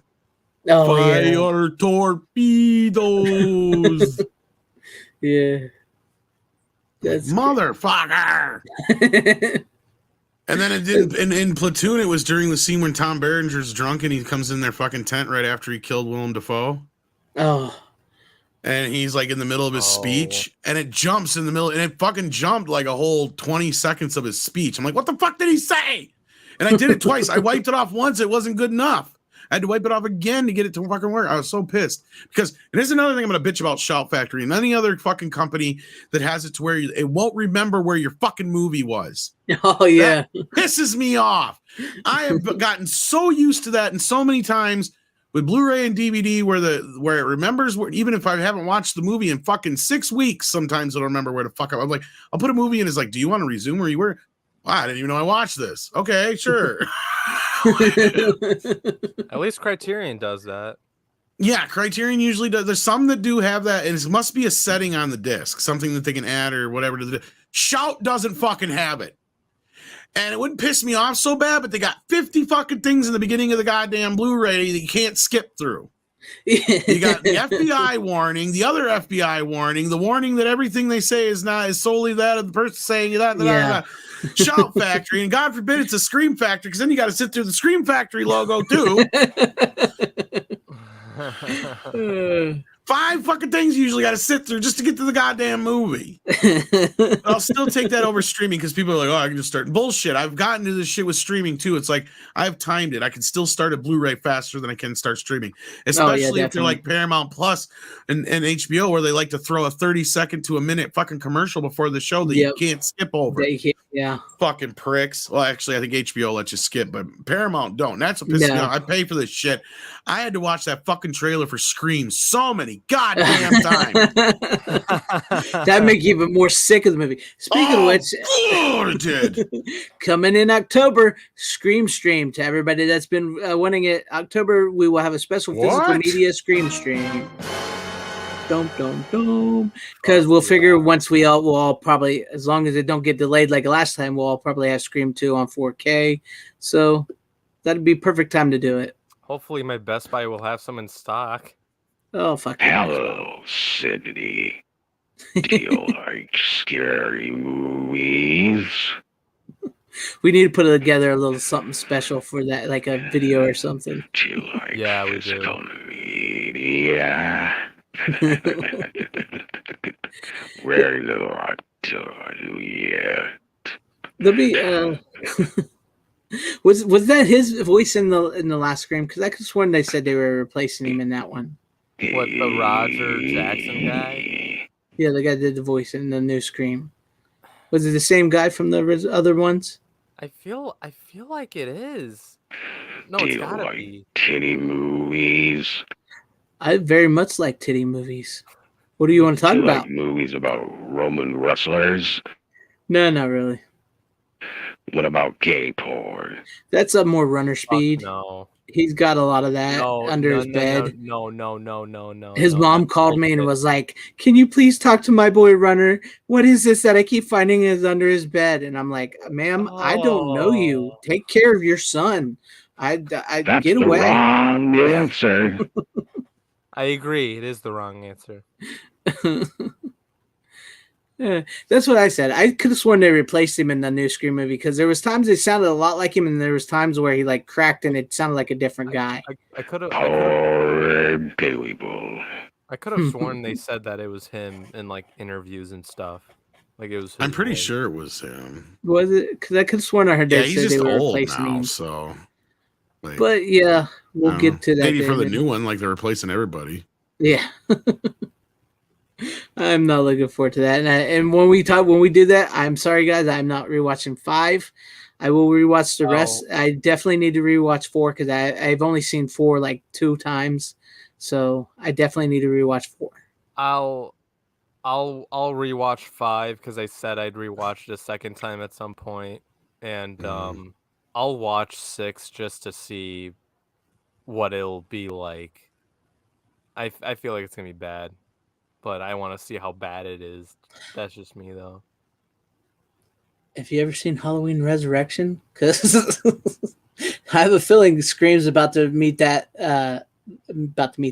style level of horror sequel. I have a feeling it's gonna be like The Last Jedi. Like Scream 5 to me was like The Force Awakens. Oh, it was worse. It was like they jumped straight to The Last Jedi. Yeah, it was bad. Yeah, I mean, you can say they jumped straight to The Last Jedi, but they had Force Awakens elements in it, is my point. Yeah, I get what you're saying. Yeah, but any final words as we get ready to close it down, because we've almost gone 3 hours tonight, which is the longest we've gone in a while. That's what she said. Anything, if Runner, you got anything you want to say, promote, or anything? I don't have anything to promote. Just go to my YouTube channel, subscribe if you haven't already. And Twitter, of course. Yeah. And Yeah, I can't wait for the Scream stream. That's gonna be awesome. But I gotta rewatch all the movies. All right, and tell your mom that I can't do nothing about that gay porn under your bed. So, Tom, that doesn't exist in this dojo. Tom, anything you want to promote or say? Does not exist in this dojo. I know it's under your bed, not No, where you're that at. is part of the dojo. I got a waterbed for sale. How That's good. about that? It's good, Freddie. I like that. Greg, you were supposed to say no sensei when I said there are no gay porn in this dojo. Why would I call you sensei? Because it's a. I don't want to learn about your gay porn stuff. Actually, It is not. I don't gay even need the porn. voiceover. Just a little bit of. Greg's a dick. Nice hearing from you, Carlos. Now that was good. That was spot on. That sounded a lot like him. How sweet, fresh meat. I thought you was going Freddy versus Jason there for a minute. Kung Fu this, bitch. That was another thing I was thinking about doing too, because I remember Tom was saying that he was going to watch It's his your big break, Jennifer. Yeah, he was going to watch his Nightmare on Elm Street box set. So I was thinking about maybe one night, since in October for Halloween, do a Scream stream and a Nightmare on Elm Street stream. So we may do both of those this October, guys. So get ready. Well, I need to watch more of the Nightmare on Elm Street films in order for that. I actually used to watch them every fall, to be honest with September. Yeah. To be honest with you, I'd start on Labor Day, and because it used to be this, and then I'd watch them again over Thanksgiving because my cousins would come up, and for a couple of years in a row we just watched all the Freddy movies, just all of them. Yeah. Like at that point there wasn't even Freddy's Dead yet. So it was like the first 4 and then 5 and then it was really weird. So yeah. No, it's kind of cool. So like that time of the year, I usually between those, it's either in like this time of the year I'll watch them or in November. Yeah, the Freddy ones I don't usually watch around Halloween. Usually I reserve Halloween and Friday the 13th for Halloween time. But yeah, nice. I usually watch the classics. Like I usually do the Freddy's and the Halloweens and the Friday the 13th and whatever else Freddy and Chucky I kind of save for other times of the year. But yeah.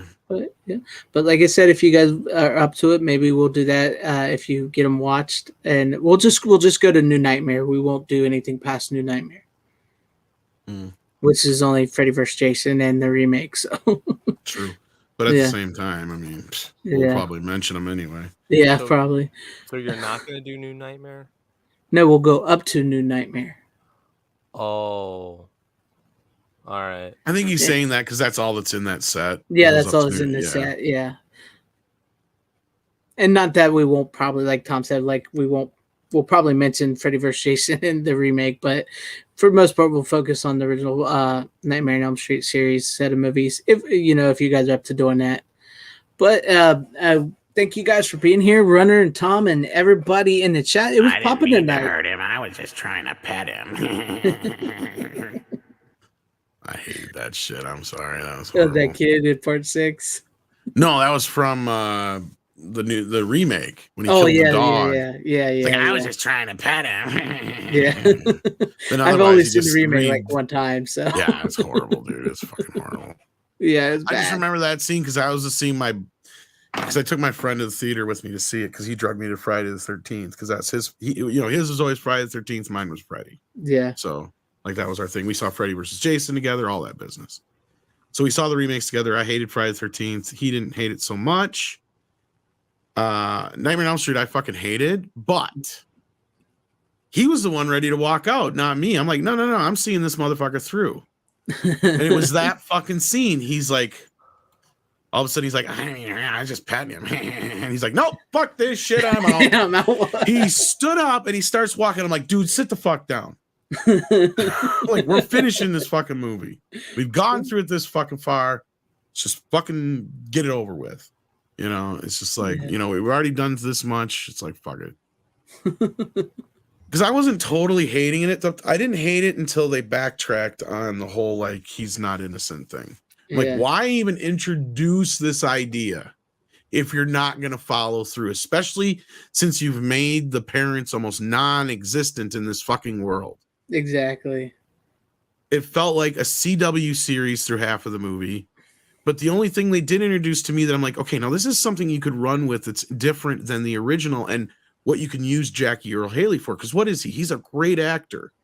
I mean, not that Robert Englund isn't, but I mean, he's actually like a legitimate, like Oscar-winning fucking actor. Yeah. Like this guy knows how to do it. He could pull off like the Simple Simon kind of Freddy as a human, and he getting set up and killed by these parents, and he didn't do it. He's like, half mentally, disabled or something like that. Yeah. And then that's his revenge, right? Like that even gives it more of a motivation that's different than the original. It makes it different enough. It's what they should have did because, like I said, that was the original. If I remember correctly, that was originally how it was supposed to be. I think that's what they had planned. But what happened was like 3 scripts got crammed together. Is what happened. Yeah. Because there was this whole like other bit that got cut out too with Freddy, and there's pictures of it out there where he's got like this black cloak on, and he's like a half burnt version of it too. Like there was a whole bunch of other shit that they were gonna do in it that they ended up shit canning. But yeah, and we're better off.